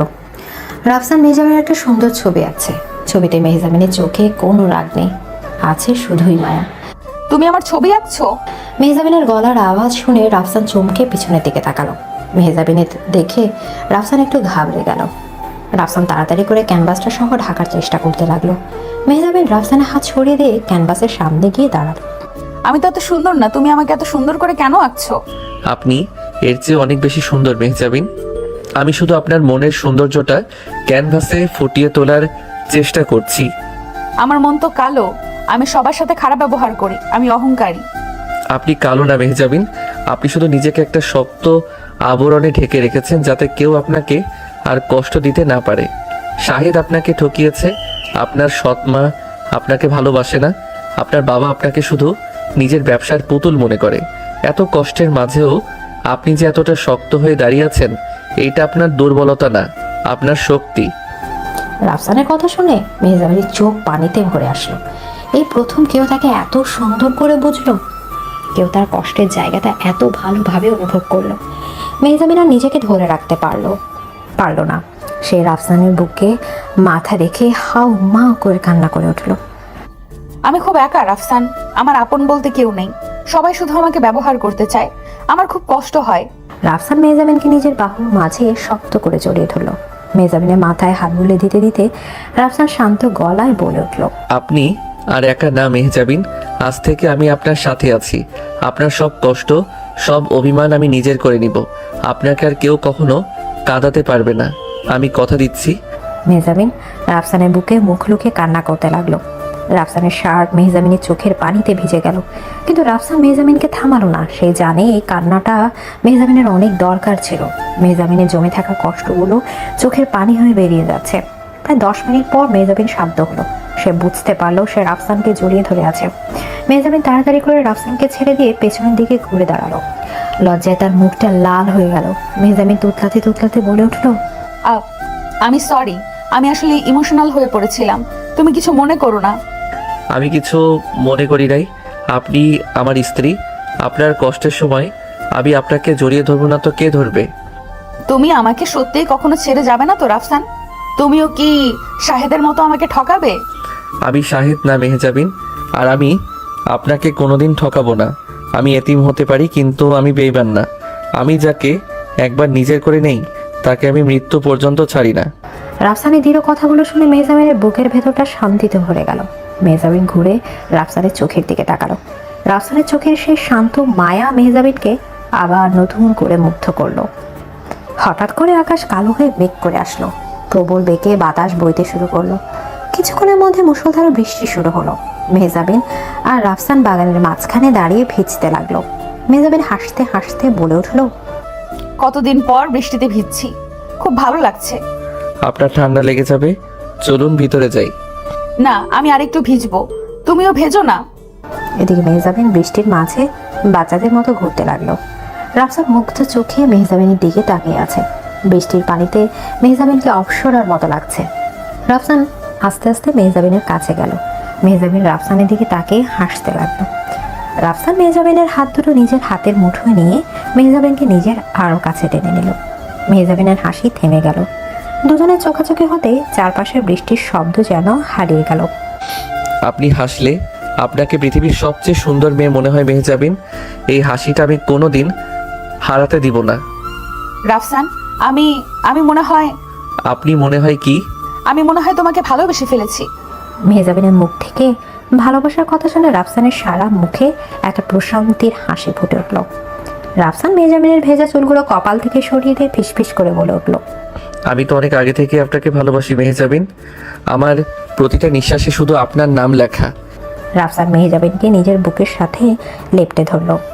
বৃষ্টির মাঝে দুজনের এই নীরব আলিঙ্গন যেন বলে দিচ্ছে তাদের ভালোবাসার কোনো সীমানা নেই।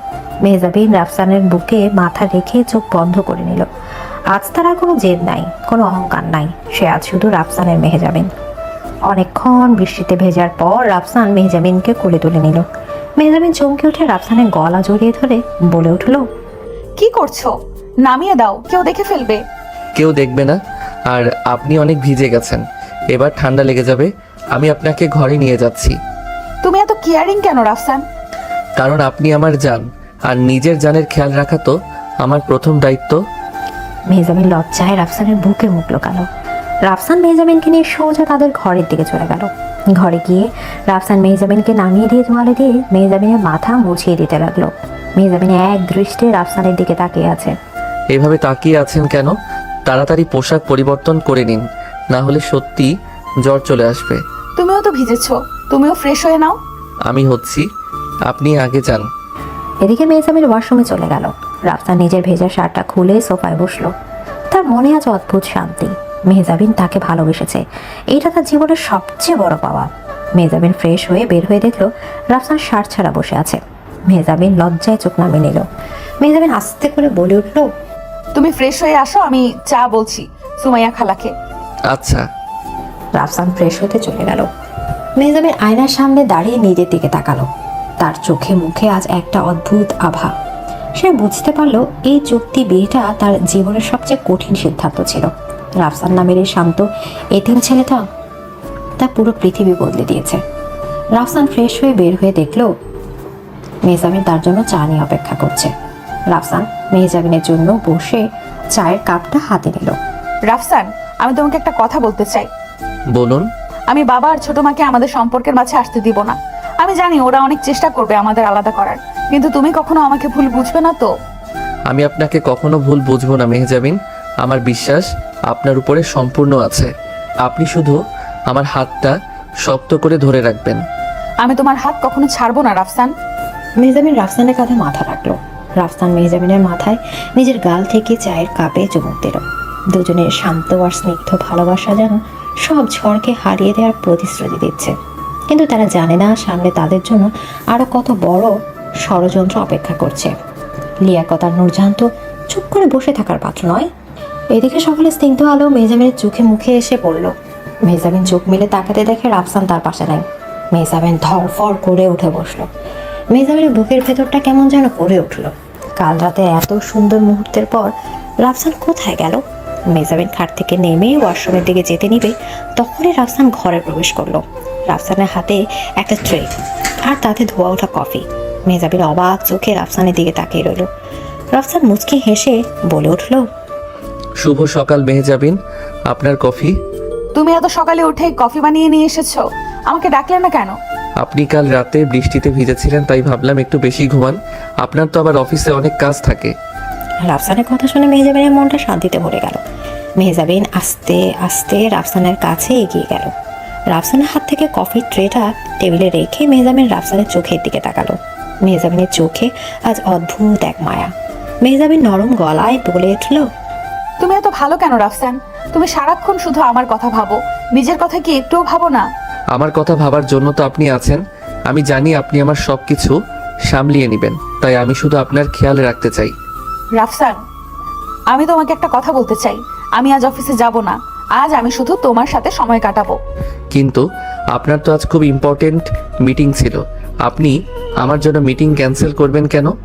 আমার কাছে তোমার থেকে বেশি ইম্পর্টেন্ট আর কিচ্ছু নাই রাফসান। আমি আজ তোমার সাথে ঘুরতে যাব, আমরা সারাদিন একসাথে থাকবো। মেহজাবিনের কথা শুনে রাফসানের মুখে একটা সুন্দর হাসি ফুটে উঠল। রাফসান মেহজাবিনের কপালে ছোট একটা চুমু দিয়ে বলল, ঠিক আছে, আপনি যা বলবেন তাই হবে।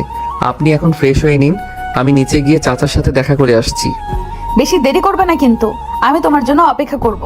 রাফসান মাথা নেড়ে ঘর থেকে বের হয়ে গেল। মেহজাবিন আয়নার সামনে দাঁড়িয়ে নিজেকে দেখতে লাগলো। তার মনে হচ্ছে সে যেন পৃথিবীর সবচেয়ে সুখী মেয়ে। মেহজাবিন ফ্রেশ হয়ে নিচে নামতে গেল। সিঁড়ি দিয়ে যাওয়ার সময় মেহজাবিন শুনতে পেল ড্রয়িং রুমে খুব চেঁচামেচি হচ্ছে। মেহজাবিন তাড়াতাড়ি করে নিচে নেমে দেখলো তার সৎ ভাই আরমান আর তার বউ রিয়া ড্রয়িং রুমে দাঁড়িয়ে রাফসানকে অপমান করছে। এ রাস্তার টোকাই, তুই কোন সাহসে আমার সবাই বসে আছিস? তোর কি মনে হয় মেহজাবিন তোকে বিয়ে করেছে বলে তুই এবারের মালিক হয়ে গেছিস? আরে আরমান, তুমি ওকে এত কথা বলছো কেন? ও তো ফকিন্নির ঘরের ফকিন্নি। ওর কি এসব কথা গায়ে লাগবে নাকি? দেখো না কিভাবে চুপ করে দাঁড়িয়ে আছে, নির্লজ্জ কোথাকার। রিয়া আর আরমানের কথা শুনে রাফসান মাথা নিচু করে দাঁড়িয়ে আছে। রাফসান কিছু বলতে যাবে তার আগে মেহজাবিন রেগে আগুন হয়ে সামনে এসে দাঁড়ালো। মেহজাবিন আরমানের গালে সজোরে একটা থাপ্পড় মেরে দিল। পুরো ড্রয়িং রুম নিস্তব্ধ হয়ে গেল। নূরজাহান আর লিয়াকত দৌড়ে এসে মেহজাবিনকে আটকানোর চেষ্টা করলো। মেহজাবিন, তুই কি পাগল হয়েছিস? তুই নিজের ভাইয়ের গায়ে হাত তুলি একটা রাস্তার ছেলের জন্য? ছোট মা, আপনারা সবাই কান খুলে শুনে রাখুন, রাফসান আমার স্বামী, ও এই বাড়ির জামাই। ওকে কেউ যদি একটা খারাপ কথাও বলে আমি তার জিভ টেনে ছিঁড়ে ফেলবো। আর আরমান, তুই তো আমার টাকায় বসে বসে খাস, তুই কোন সাহসে আমার স্বামীর দিকে আঙুল তুলিস? মেহেজাবিন আপু, আপনি এত অহংকার দেখাচ্ছেন কেন? আমরা তো সত্যি কথাই বলছি। ও তো একটা এতিম, ওর তো কোনো স্ট্যাটাস নাই। রিয়া, তুই মুখ বন্ধ রাখ। স্ট্যাটাস দিয়ে মানুষের মন মাপা যায় না।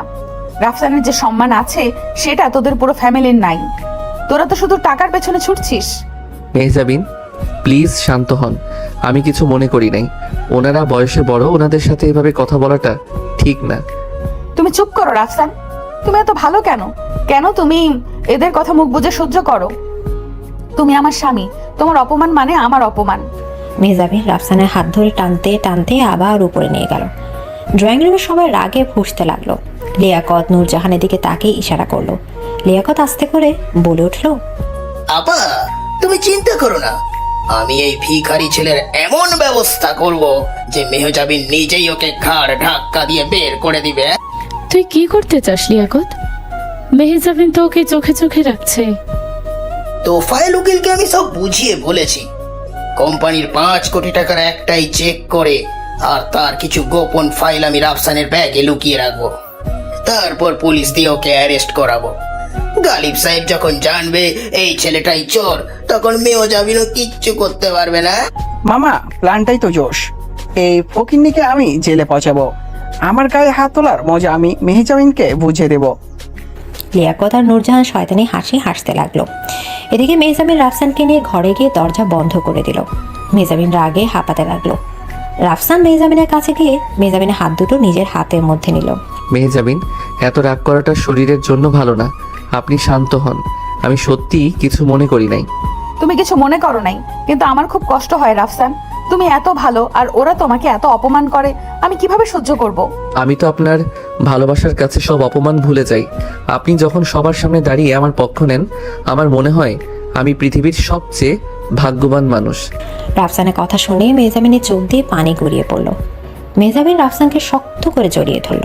মেহজাবিন ফুপিয়ে ফুপিয়ে কাঁদতে লাগলো। রাফসান মেহজাবিনের মাথায় হাত বুলিয়ে দিতে লাগলো। আমি তোমাকে কোনোদিন ছাড়বো না রাফসান, ওরা যতই চেষ্টা করুক, আমি আমাদের সম্পর্ক ভাঙতে দিব না। আমি জানি মেহজাবিন, আমিও আপনাকে কখনো ছেড়ে যাব না। বেশ কিছুক্ষণ পর মেহজাবিন শান্ত হলো। রাফসান মেহজাবিনের চোখের পানি মুছে দিয়ে হাসি মুখে বলল, আপনি না বললেন আজ আমরা ঘুরতে যাব? তাহলে চলুন, রেডি হয়ে নেই। হ্যাঁ, আমি এক্ষুনি রেডি হচ্ছি। এদিকে মেহজাবিন আর রাফসান রেডি হয়ে বাসা থেকে বের হয়ে গেল। তারা সারাদিন একসাথে ঘুরলো। মেহজাবিন রাফসানের জন্য অনেকগুলো শার্ট আর প্যান্ট কিনলো। রাফসান নিতে না চাইলেও মেহজাবিন জোর করে তাকে সব কিনে দিল। রেস্টুরেন্টে বসে একসাথে খাবার খেলো। রাফসান নিজের হাতে মেহজাবিনকে খাইয়েও দিল। মেহজাবিনের মনে হলো যে সে যেন একটা সুন্দর স্বপ্ন দেখছে। এদিকে দুপুরে লিয়াকত আর তোফায়েল উকিল মেহজাবিনদের বাড়িতে এলো। তারা চুপি চুপি রাফসানের ঘরে প্রবেশ করলো। লিয়াকত একটা কালো ফাইল আর 5 কোটি টাকার একটা চেক রাফসানের ব্যাগের একদম নিচে লুকিয়ে রাখলো। লিয়াকত হাসতে হাসতে বলে উঠলো, কাজ শেষ, এবার শুধু গালিব সাহেবের আসার অপেক্ষা। এই ভিখারি ছেলে আজ জেলের ভাত খাবে। আপনি চিন্তা করবেন না লিয়াকত সাহেব, আমি এমনভাবে পেপারস রেডি করছি যে কেউ বুঝতে পারবে না এগুলো নকল। রাফসানের জালিয়াতি একদম প্রমাণ হয়ে যাবে।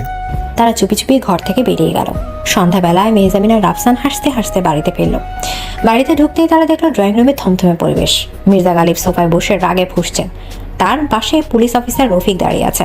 লিয়াকত, নূরজাহান আর আরমান মুখে চিন্তার ভান করে দাঁড়িয়ে আছে। মেহজাবিন অবাক হয়ে বলে উঠলো, কি হয়েছে সেটা তো তোমার এই চোর স্বামী ভালো করেই জানি। এদিকে মির্জা গালিবের কথা শুনে মেহজাবিন আর রাফসান দুজনেই চমকে উঠলো। রাফসান অবাক চোখে মির্জা গালিবের দিকে তাকিয়ে রইল। মেহজাবিন রেগে বলে উঠলো, বাবা, তুমি কি বলছো? রাফসান চোর হতে যাবে কেন? তুমি ওকে এমন অপমান কেন করছো? আমি অপমান করছি না মেহজাবিন, আমি সত্যি কথা বলছি। আমার কোম্পানির 5 কোটি টাকার চেক আর খুব ইম্পর্টেন্ট কিছু গোপন ফাইল চুরি হয়ে গেছে, আর আমি জানি এই কাজটা কে করেছে। গালিব সাহেব, আপনি শান্ত হন।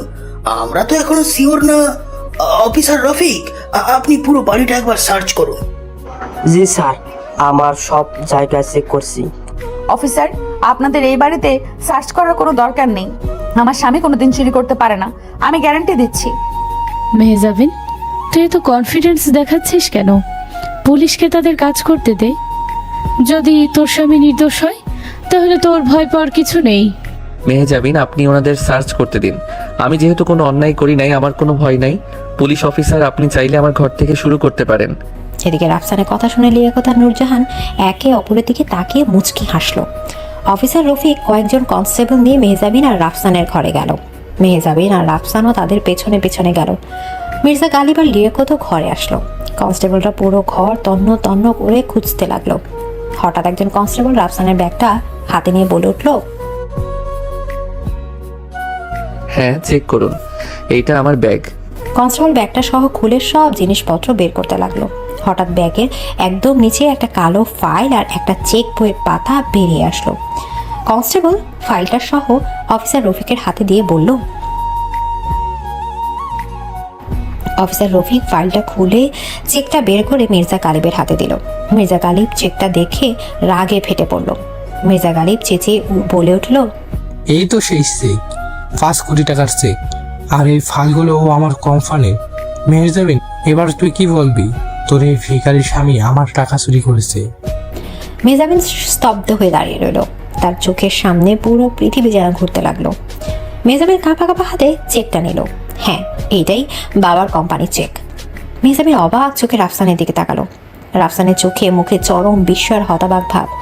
রাফসান ঢোক গিলে বলে উঠল, মেহজাবিন, আমি কিছু জানি না। এগুলো আমার ব্যাগে কিভাবে আসলো আমি সত্যিই জানি না। আমি কোনো চুরি করি নাই। তুই চুরি করিস নাই তো কি আসমান থেকে এইগুলো তোর ব্যাগে এসে পড়েছে? হ্যাঁ, তুই একটাই পয়েন্ট নিয়ে, তোর তো টাকার লোভ থাকবেই। তুই মেহজাবিনকে বিয়ে করেছিস তো এই টাকার জন্যই। পুলিশ অফিসার, আপনি দাঁড়িয়ে আছেন কেন? এই চোরকে এখনই অ্যারেস্ট করে নিয়ে যান। মেহজাবিন, আপনি আমাকে বিশ্বাস করুন, আমি এই ফাইলগুলোর ব্যাপারে কিছু জানি না। আমি আপনার বাবার একটা টাকাও নেই নাই। রাফসান অসহায় চোখে মেহজাবিনের দিকে তাকিয়ে রইল। রাফসানের আশা মেহজাবিন সবার সামনে দাঁড়িয়ে তার পক্ষ নেবে, মেহজাবিন তাকে বিশ্বাস করবে। কিন্তু মেহজাবিনের মনের ভিতর তখন অদ্ভুত এক ঝড় বইছে। বাবার কোম্পানির 5 কোটি টাকা রাফসানের ব্যাগে পাওয়া গেছে। মেহজাবিন সমাজ, বাবা আর প্রমাণ সবকিছু মিলে কনফিউজড হয়ে গেল। মেহজাবিনের মাথাটা কাজ করা বন্ধ করে দিল। মেহজাবিন রাফসানের দিকে তার রাগী চোখে তাকিয়ে বলে উঠল, রাফসান, তোমার ব্যাগে এগুলো কিভাবে আসলো? তুমি কি সত্যি আমার বাবার টাকা চুরি করেছো? মেহজাবিনের মুখে এই প্রশ্নটা শুনে রাফসানের বুকের ভেতরটা যেন ভেঙে চুরমার হয়ে গেল। রাফসান বিশ্বাস করতে পারছে না মেহজাবিন তাকে সন্দেহ করছে।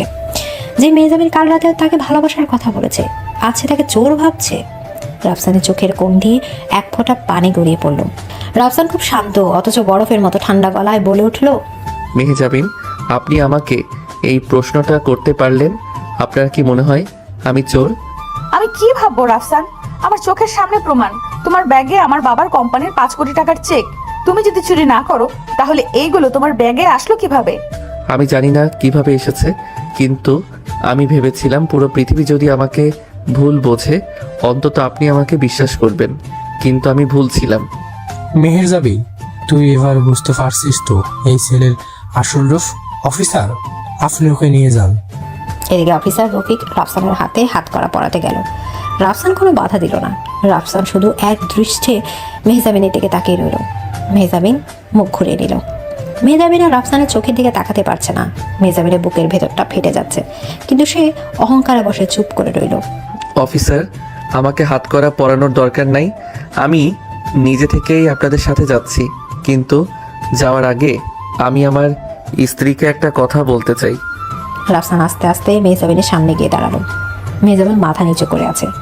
রাফসান মেহজাবিনের থুতনি ধরে মুখটা উপরে তুলল। রাফসানের চোখে এখন কোনো মায়া নেই, শুধুই এক গভীর শূন্যতা আর অপমান। মেহজাবিন, আমি এতিম হতে পারি, আমি গরিব হতে পারি, কিন্তু আমি কখনো বেঈমান ছিলাম না। আপনি আমাকে সন্দেহ করলেন। আপনার ভালোবাসার ভিত এতটা দুর্বল আমি বুঝতে পারি নাই। রাফসান, তুমি প্রমাণ করো যে তুমি নির্দোষ। আমি তোমাকে বিশ্বাস করতে চাই। বিশ্বাস কখনো প্রমাণ দিয়ে হয় না মেহজাবিন, বিশ্বাস অন্তর থেকে আসে। যেখানে বিশ্বাস নাই সেখানে ভালোবাসার কোনো মূল্য নাই। আমি আজ থেকে আপনার জীবন থেকে চলে গেলাম। আপনি আপনার অহংকার আর আপনার বাবার টাকা নিয়ে সুখে থাকুন। রাফসানের কথাগুলো মেহজাবিনের হৃদয়ে তীরের মতো বিঁধতে লাগলো। মেহজাবিন কিছু একটা বলতে যাবে তার আগেই রাফসান পুলিশের সাথে ঘর থেকে বেরিয়ে গেল। মেহজাবিন পাথরের মতো দাঁড়িয়ে রইল। তার মনে হতে লাগলো সে তার জীবনের সবচেয়ে দামি জিনিসটা হারিয়ে ফেললো। যাক বাবা, আপদ বিদায় হলো। মেহজাবিন, তুই এবার একটু শান্ত হ। আমরা তো তোর ভালোই চাই। চুপ করুন আপনারা সবাই, আমার ঘর থেকে বেরিয়ে যান, সবাই বেরিয়ে যান এখান থেকে। মেহজাবিন পাগলের মতো চিৎকার করে উঠল। মির্জা গালিব, লিয়াকত আর নূরজাহান একে অপরের দিকে তাকিয়ে মুচকি হেসে ঘর থেকে বেরিয়ে গেল। মেহজাবিন ধপ করে ফ্লোরে বসে পড়ল। মেহজাবিন চোখ দিয়ে অঝরে পানি পড়তে লাগলো। রাফসানের বলা শেষ কথাগুলো মেহজাবিনের কানে বারবার বাজতে লাগলো। আমি কি করলাম? আমি রাফসানকে সন্দেহ করলাম, আমি ওকে বিশ্বাস করতে পারলাম না। আমি খুব বড় ভুল করে ফেলেছি। রাফসান, তুমি ফিরে আসো, আমাকে ক্ষমা করে দাও। মেহজাবিন রাফসানের ফেলে যাওয়ার শার্টটা সহ বুকে জড়িয়ে ধরে হাউ মাউ করে কান্না করতে লাগলো। এদিকে পুলিশের গাড়িতে বসে রাফসান নীরব হয়ে আছে। তার চোখে কোনো পানি নেই। তার মুখের ভেতরের কষ্টটা, তার বুকের ভেতরের কষ্টটা এতটাই বিশাল যে চোখের পানিও যেন শুকিয়ে গেছে। রাফসান শুধু জানালার বাইরে তাকিয়ে শূন্য দৃষ্টিতে আকাশের দিকে তাকিয়ে আছে। তার মনে শুধু একটাই কথা, মেহজাবিন তাকে বিশ্বাস করলো না। এদিকে সারা রাত মেহজাবিন চোখের পানি ফেলেছে। রাফসানের বলা কথাগুলো তীরের মতো মেহজাবিনের বুকে বেঁধেছে। সকাল আলো ফুটতেই মেহজাবিনের ঘরের দরজা ধাক্কাতে লাগলো কেউ। মেহজাবিন কাঁপা পায়ে গিয়ে দরজা খুলতেই দেখলো ফারিয়া দাঁড়িয়ে আছে। ফারিয়া মেহজাবিনের চোখ মুখ দেখে অবাক হয়ে গেল। ফারিয়া দৌড়ে এসে মেহজাবিনকে নিয়ে জড়িয়ে ধরে বলে উঠলো, দোস্ত, তোর এই অবস্থা কেন? তোর মুখ এত ফুলে আছে কেন?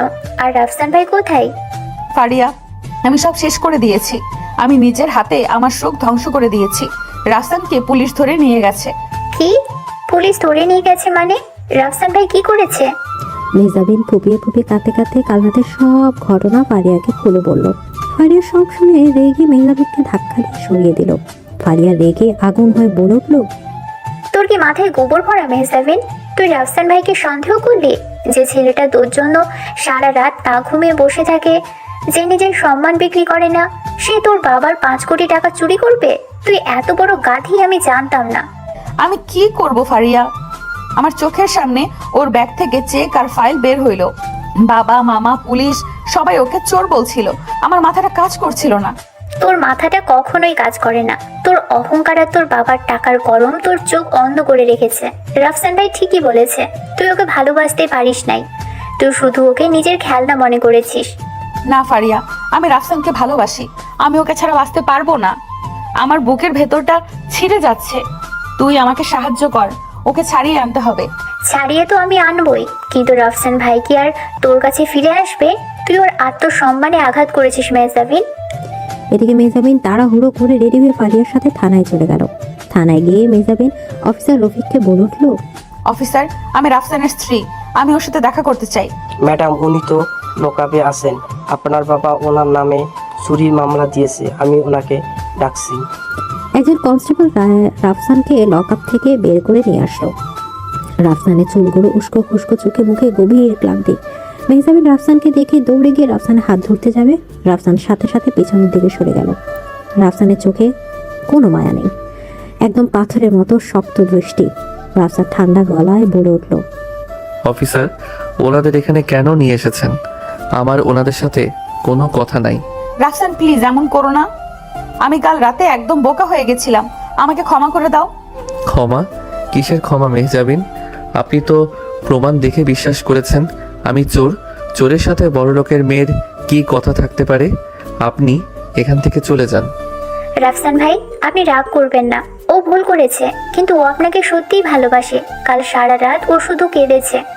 ফারিয়া আপু, ভালোবাসা এত সস্তা না। যেখানে বিশ্বাস নাই সেখানে ভালোবাসার কোনো অস্তিত্ব থাকতে পারে না।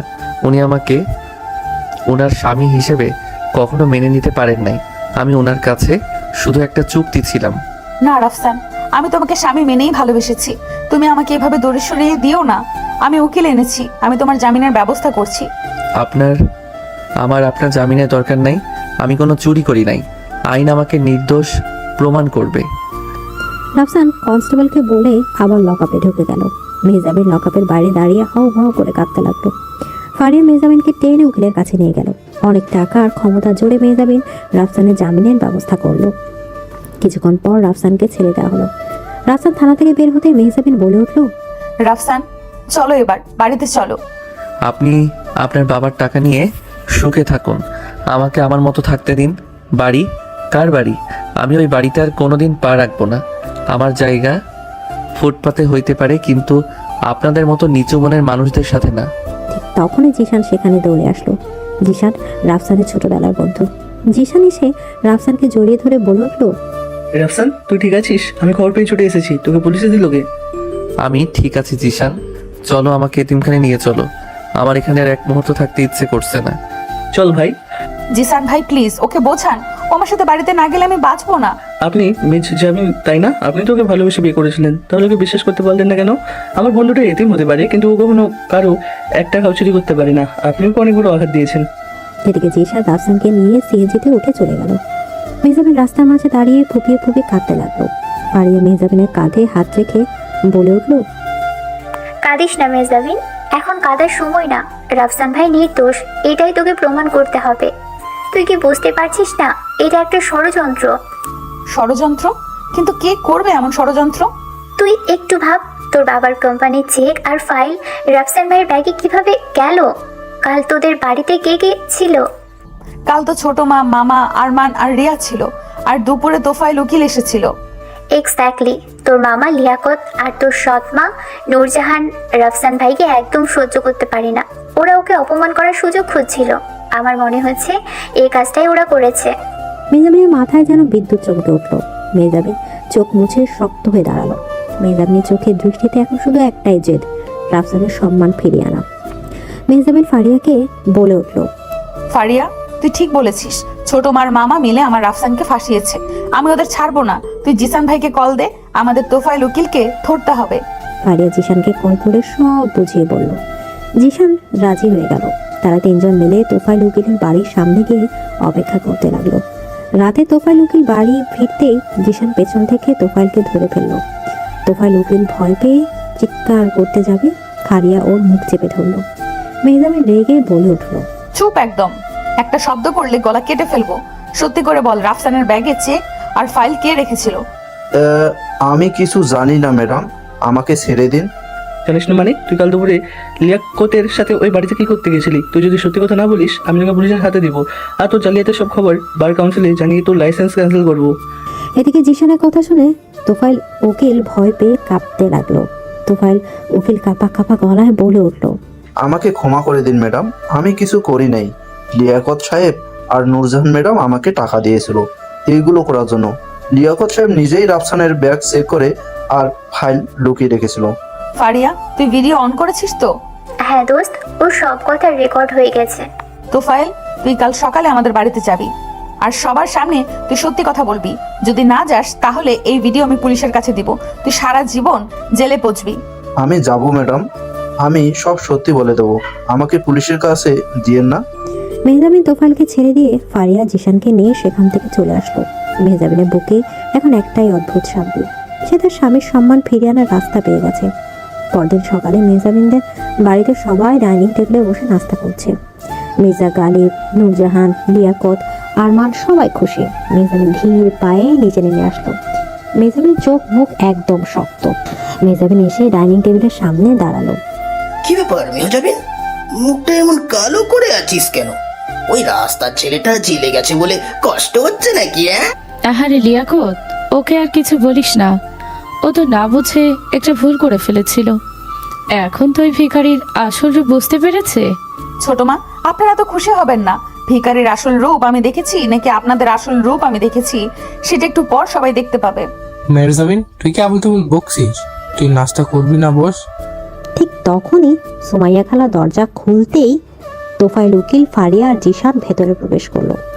তোফায়েল উকিলকে দেখে লিয়াকত আর নূরজাহান চমকে উঠলো। লিয়াকতের হাত থেকে চায়ের কাপটা পড়ে ভেঙে গেল। মির্জা গালিব অবাক হয়ে উঠে বলে উঠলো, তোফায়েল সাহেব আপনি এত সকালে এখানে কি করছেন? আর মেহজাবিন তোর বন্ধু আর এই ছেলেটা কে? বাবা, তোফায়েল উকিল তোমাকে কিছু সত্যি কথা বলতে এসেছে। তোফায়েল সাহেব বলুন আমার বাবাকে। এদিকে তোফায়েল উকিল কাঁপা কাঁপা পায়ে মির্জা গালিবের সামনে গিয়ে দাঁড়ালো। লিয়াকত চোখ বড় বড় করে তোফায়েলকে ভয় দেখানোর চেষ্টা করতে লাগলো। মেহজাবিন ধমক দিয়ে বলে উঠলো, মামা আপনি চোখ রাঙাবেন না। তোফাইল সাহেব, আপনি বলে দিন। স্যার আমাকে ক্ষমা করে দিন। কাল রাফসানের ব্যাগে যে চেক আর ফাইল পাওয়া গেছে সেইগুলো রাফসান চুরি করেনি। কি রাফসান চুরি করেনি মানে? তাহলে ওর ব্যাগে কিভাবে গেল? স্যার লিয়াকত সাহেব আর নূরজাহান ম্যাডাম আমাকে 5 লাখ টাকা দিয়েছিল এই নাটকটা সাজানোর জন্য। লিয়াকত সাহেব নিজেই কাল দুপুরে রাফসানের ব্যাগে এইগুলো লুকিয়ে রেখেছিল। ওনারা আফসানকে এই বাড়ি থেকে বের করার জন্য এই ষড়যন্ত্র করেছে। তোফাইলের কথা শুনে মির্জা গালিবের মাথায় যেন আকাশ ভেঙে পড়ল। মির্জা গালিব স্তব্ধ হয়ে নূরজাহান আর লিয়াকতের দিকে তাকালো। নূরজাহান আর লিয়াকতের মুখ ভয়ে সাদা হয়ে গেছে। আরমান তোফাইলকে মারতে ছুটে গেল। তুই মিথ্যা বলছিস, তুই আমাদের ফাঁসানোর চেষ্টা করছিস, আমি তোকে খুন করে ফেলবো। এই ছেলে একদম তুলবি না। তোরা কি ভেবেছিস তোরা পার পেয়ে যাবি? তোদের ষড়যন্ত্রের সব প্রমাণ আমাদের কাছে আছে। ফারিয়া পকেট থেকে ফোন বের করে কাল রাতের ভিডিওটা প্লে করে মির্জা গালিবের সামনে ধরলো। ভিডিওতে তোফাইলের সব স্বীকারোক্তি শুনে মির্জা গালিব রাগে কাঁপতে লাগলো। মির্জা গালিব সজোরে লিয়াকতের গালে একটা থাপ্পড় মেরে দিল। লিয়াকত ফ্লোরে পড়ে গেল। শুয়োরের বাচ্চা, তুই আমার কোম্পানির টাকা দিয়ে আমাকেই ধোকা দিয়েছিস? তুই আমার মেয়ের স্বামীকে ফাঁসিয়েছিস? তোদের এত বড় সাহস!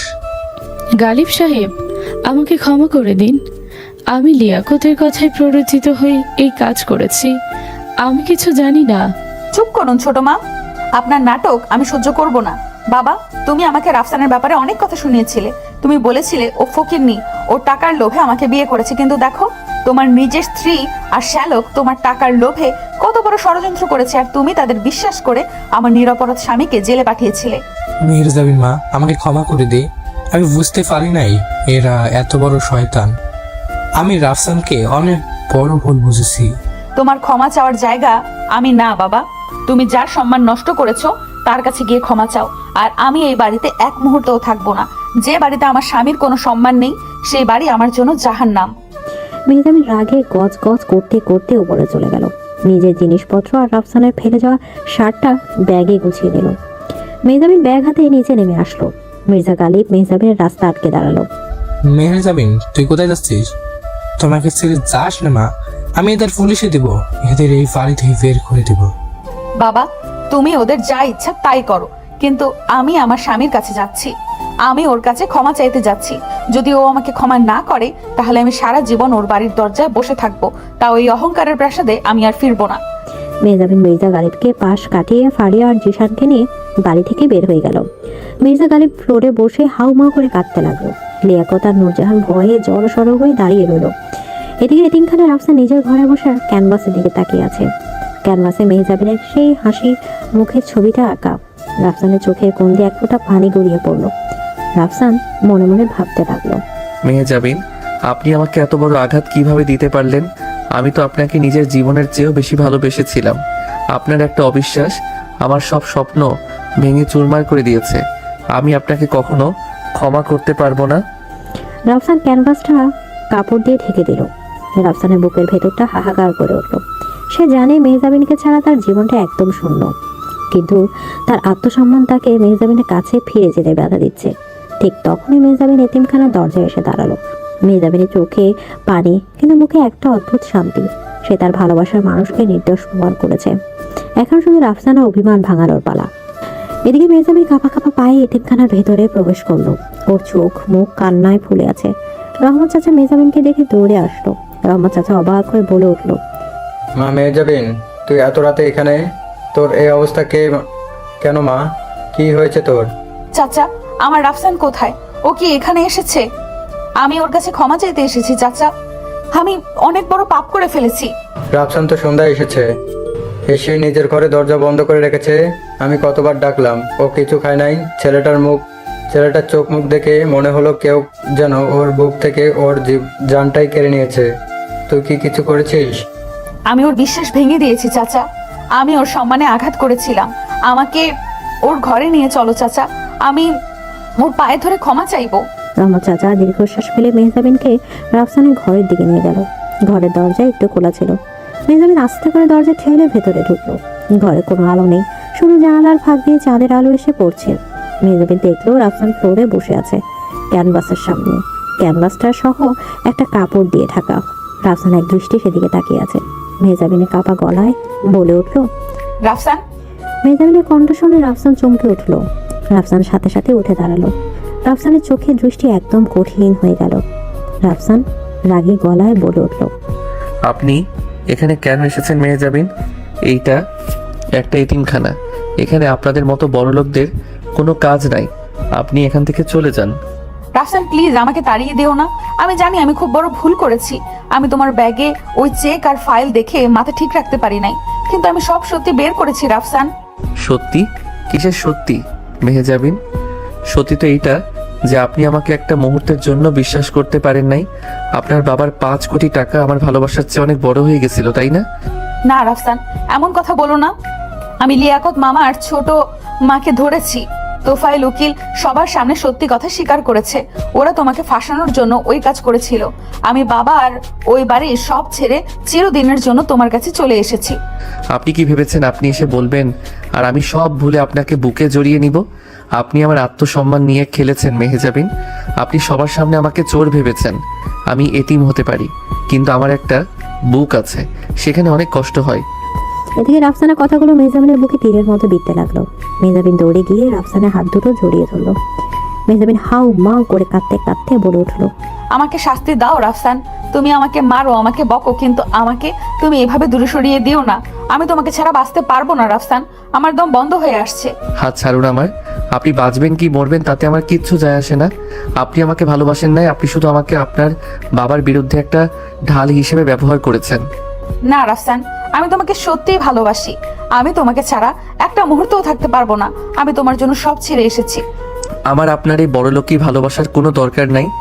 যে ভালোবাসা একটা সামান্য কাগজের চেক দেখে ভেঙে যায়, সেই ভালোবাসার কোনো মূল্য আমার কাছে নাই। আপনি এখনই এই ঘর থেকে বের হয়ে যান। রাফসান এক ছটকায় মেহজাবিনের হাত ঝালিয়ে নিল। রাফসান রেগে ঘর থেকে বের হয়ে তিনখানা খোলা মাঠের দিকে চলে গেল। মেহজাবিন ফ্লোরে বসে ফুপিয়ে ফুপিয়ে কাঁদতে লাগলো। হঠাৎ মেহজাবিনের চোখে গেল ক্যানভাসের দিকে। মেহজাবিন আস্তে করে উঠে ক্যানভাসের কাপড়টা সহ সরিয়ে দিল। ক্যানভাসে আঁকা মেহজাবিনের সেই হাসি মুখের ছবিটা সহ দেখে মেহজাবিনের বুকের ভেতরটা হাহাকার করে উঠল। ছেলেটা এত অপমান সহ্য করেও তার ছবি আঁকছিল। মেহজাবিন আর এক মুহূর্ত দেরি করলো না। সে দৌড়ে রাফসানের পেছন পেছন মাঠের দিকে ছুটে গেল। আকাশ হঠাৎ কালো মেঘে ঢেকে গেল। প্রবল বেগে বাতাস বইতে শুরু করলো। রাফসান মাঠের মাঝখানে দাঁড়িয়ে আকাশের দিকে তাকিয়ে আছে। তার চোখে কোনো পানি নেই, কিন্তু বুকের ভেতরটা সব ফেটে যাচ্ছে। মেহজাবিন দৌড়ে গিয়ে রাফসানের পেছনে দৌড়ালো। রাফসান, তুমি যতই আমাকে তাড়িয়ে দাও, আমি যাব না। তুমি আমার স্বামী, আমি তোমার কাছেই থাকবো। আপনি বুঝতে পারছেন না কেন মেহজাবিন? আমাদের মধ্যে আর কিচ্ছু বাকি নাই। আপনি আমার অহংকার নিয়ে অনেক বড় আঘাত করেছেন আমাকে। হঠাৎ করে মুষলধারে বৃষ্টি শুরু হয়ে গেল। বৃষ্টির পানিতে দুজনের শরীর ভিজে গেল। মেহজাবিন হঠাৎ করে রাফসানের সামনে কাদামাখা মাঠের মধ্যে হাঁটু গেড়ে বসে পড়ল। রাফসান চমকে উঠে পেছনের দিকে সরে গেল। মেহজাবিন, এইসব কি করছেন? আপনি কাদায় বসে পড়লেন কেন? উঠুন বলছি। আমি উঠবো না রাফসান। তুমি যতক্ষণ আমাকে ক্ষমা না করবে, আমি এই বৃষ্টির মধ্যে এখানেই বসে থাকবো। তুমি আমাকে চোর বলেছিলে না? আমি সত্যি একটা চোর। আমি তোমার সুন্দর মনটা চুরি করেছি, কিন্তু তার মর্যাদা দিতে পারি নাই। মেহজাবিন, প্লিজ পাগলামি করবেন না। আপনার ঠান্ডা লেগে যাবে। আপনি তো জানেন আপনার সহজে জ্বর আসে। আপনি ভিতরে যান। আমার জ্বর আসুক, আমি মরে যাই, তাতে তোমার কি? তুমি তো আমাকে ভালোবাসো না। তুমি তো আমাকে তাড়িয়ে দিচ্ছ। আমি আপনাকে ভালোবাসতে যাব কেন? আপনি আমাকে কি দিয়েছেন অপমান ছাড়া? আপনি তো শুধু আপনার স্ট্যাটাস আর টাকার কথা ভেবেছেন। আমি আমার স্ট্যাটাস সব অহংকারের বৃষ্টির পানিতে ধুয়ে ফেলেছি রাফসান। আমি এখন মির্জা গালিবের মেয়ে না, আমি শুধু তোমার মেহজাবিন। তুমি আমাকে তোমার বুকে একটু জায়গা দাও রাফসান, আমি আর কিচ্ছু চাই না। এদিকে মেহজাবিন কাদামাখা হাতে রাফসানের পা জড়িয়ে ধরে কাঁদতে লাগলো। রাফসানের বুকের ভেতরটা সহ কেমন যেন মোচড় দিয়ে উঠলো। যে মেয়েটা এত অহংকারী, যে মেহজাবিন মির্জা গালিব কারো কাছে মাথা নত করে না, সে আজ বৃষ্টির মধ্যে কাদায় হাঁটু গেড়ে বসে তার পা জড়িয়ে ধরে কাঁদছে। রাফসানের চোখের গন্ধে এবার আর পানি আটকে থাকলো না। বৃষ্টির পানির সাথে রাফসানের চোখের পানিও মিশে গেল। আপনি আমাকে পাগল করে দিবেন মেহজাবিন। আপনি এত জেদি কেন? রাফসান আর নিজেকে ধরে রাখতে পারলো না।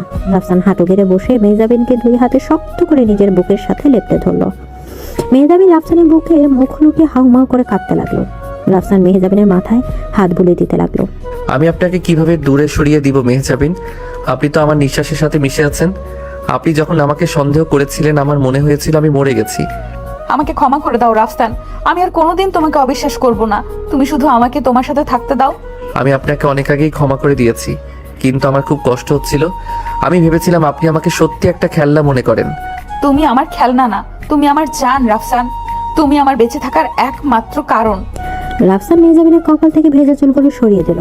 রাফসান মেহজাবিনের চোখে পানি মুছে দিয়ে মেহজাবিনের কপালে নিজের ঠোঁট ছুঁয়ে দিল। মেহজাবিন চোখ বন্ধ করে রাফসানের এই পবিত্র ভালোবাসা অনুভব করতে লাগলো। দুজনের দীর্ঘ অভিমান আর কষ্ট বৃষ্টির পানিতে ধুয়ে মুছে পরিষ্কার হয়ে গেল। অনেকক্ষণ পর রাফসান মেহজাবিনকে কাদা মাখা মাঠ থেকে কোলে তুলে নিল। মেহজাবিন রাফসানের গলা জড়িয়ে ধরে ফুপিয়ে ফুপিয়ে বলল, তুমি আমাকে আবার কোলে নিলে? তোমার শার্ট তো কাদায় নষ্ট হয়ে গেল। আমার শার্ট নষ্ট হোক, কিন্তু আমার বউয়ের যেন ঠান্ডা না লাগে।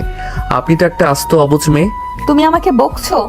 বকবো না তো কি, আদর করব? এতক্ষণ বৃষ্টির মধ্যে ভিজেছেন, এখন যদি জ্বর আসে সারা রাত তো আমাকেই বসে থাকতে হবে। তুমি বসে থাকবে না তো কে থাকবে? তুমি আমার স্বামী না? এদিকে রাফসান হাসতে হাসতে মেহজাবিনকে নিয়ে নিজের ঘরে চলে আসলো। মেহজাবিনকে তোয়ালে দিয়ে মুছিয়ে দিয়ে রাফসান বলে উঠল, আপনি তাড়াতাড়ি পোশাক পরিবর্তন করে নিন, আমি চাচার কাছ থেকে চা নিয়ে আসছি। আমি তোমার শার্ট পরবো? আমার তো কোনো পোশাক নাই এখানে। আচ্ছা, আমার আলমারি থেকে একটা শার্ট নিয়ে পরে নিন। রাফসান চা আনতে চলে গেল। মেহজাবিন রাফসানের আলমারি থেকে একটা বড় শার্ট পরে নিল। শার্টটা মেহজাবিনের হাঁটুর নিচ পর্যন্ত চলে গেছে। রাফসান চা নিয়ে ঘরে ঢুকে মেহজাবিনকে এই অবস্থা দেখে মুচকি হাসলো। আপনাকে তো একদম ছোট বাচ্চাদের মতো লাগছে। তুমি আবার আমাকে বাচ্চা বলছো? আমি কিন্তু তোমার থেকে 4 বছরের বড়। বয়স দিয়ে কি হয়, আকল তো বাচ্চাদের মতোই। নিন, চাটা খেয়ে নিন। মেহজাবিন রাফসানের হাত থেকে চায়ের কাপটা সহ নিয়ে চুমুক দিল। হঠাৎ দরজার কাছে কারো পায়ের আওয়াজ শুনে মেহজাবিন আর রাফসান চমকে তাকালো। দেখলো মির্জা গালিব ফারিয়া জিশান দরজার সামনে দাঁড়িয়ে আছে। মির্জা গালিবের চোখ মুখ অপরাধ বোধে ভরা। রাফসান বাবা, আমি ভেতরে আসতে পারি? আরে শ্বশুর মশাই, আপনি দাঁড়িয়ে আছেন কেন? ভিতরে আসুন। মির্জা গালিব ধীর পায়ে ঘরে ঢুকে রাফসানের সামনে গিয়ে দাঁড়ালো। মির্জা গালিব হঠাৎ করে রাফসানের হাত দুটো ধরে কাঁদতে কাঁদতে বলে উঠল, আমাকে ক্ষমা করে দাও রাফসান বাবা। আমি টাকার অহংকারে অন্ধ হয়ে তোমার মতো একটা ফেরের টুকরো ছেলেকে চিনতে পারি নাই। আমি লিয়াকত আর নূরজাহানকে পুলিশে দিয়েছি, ওরা ওদের পাপের শাস্তি পাবে। তুমি মেহজাবিনকে নিয়ে বাড়ি ফিরে চলো বাবা। আপনি বয়সে বড়, আপনি এভাবে হাত ধরে ক্ষমা চাইবেন না। আমি আপনাকে কোনো দোষ দিচ্ছি না। আপনার জায়গায় আমি থাকলেও হয়তো প্রমাণ দেখে এটাই বিশ্বাস করতাম। তুমি এত ভালো কেন বাবা? তুমি আমার এত বড় অপমানের পরও আমাকে সম্মান করছো। মেহজাবিন, তুই ওকে নিয়ে বাড়ি চল মা। বাবা, আমি তো অনেক আগেই বলেছি আমি ওই বাড়িতে আর যাব না। যে বাড়িতে আমার স্বামীর সম্মান নাই, সেই বাড়ি আমার দরকার নাই। মেহজাবিন, উনি আপনার বাবা, ওনার সাথে এভাবে কথা বলাটা ঠিক না। শ্বশুর মশাই, আপনি চিন্তা করবেন না।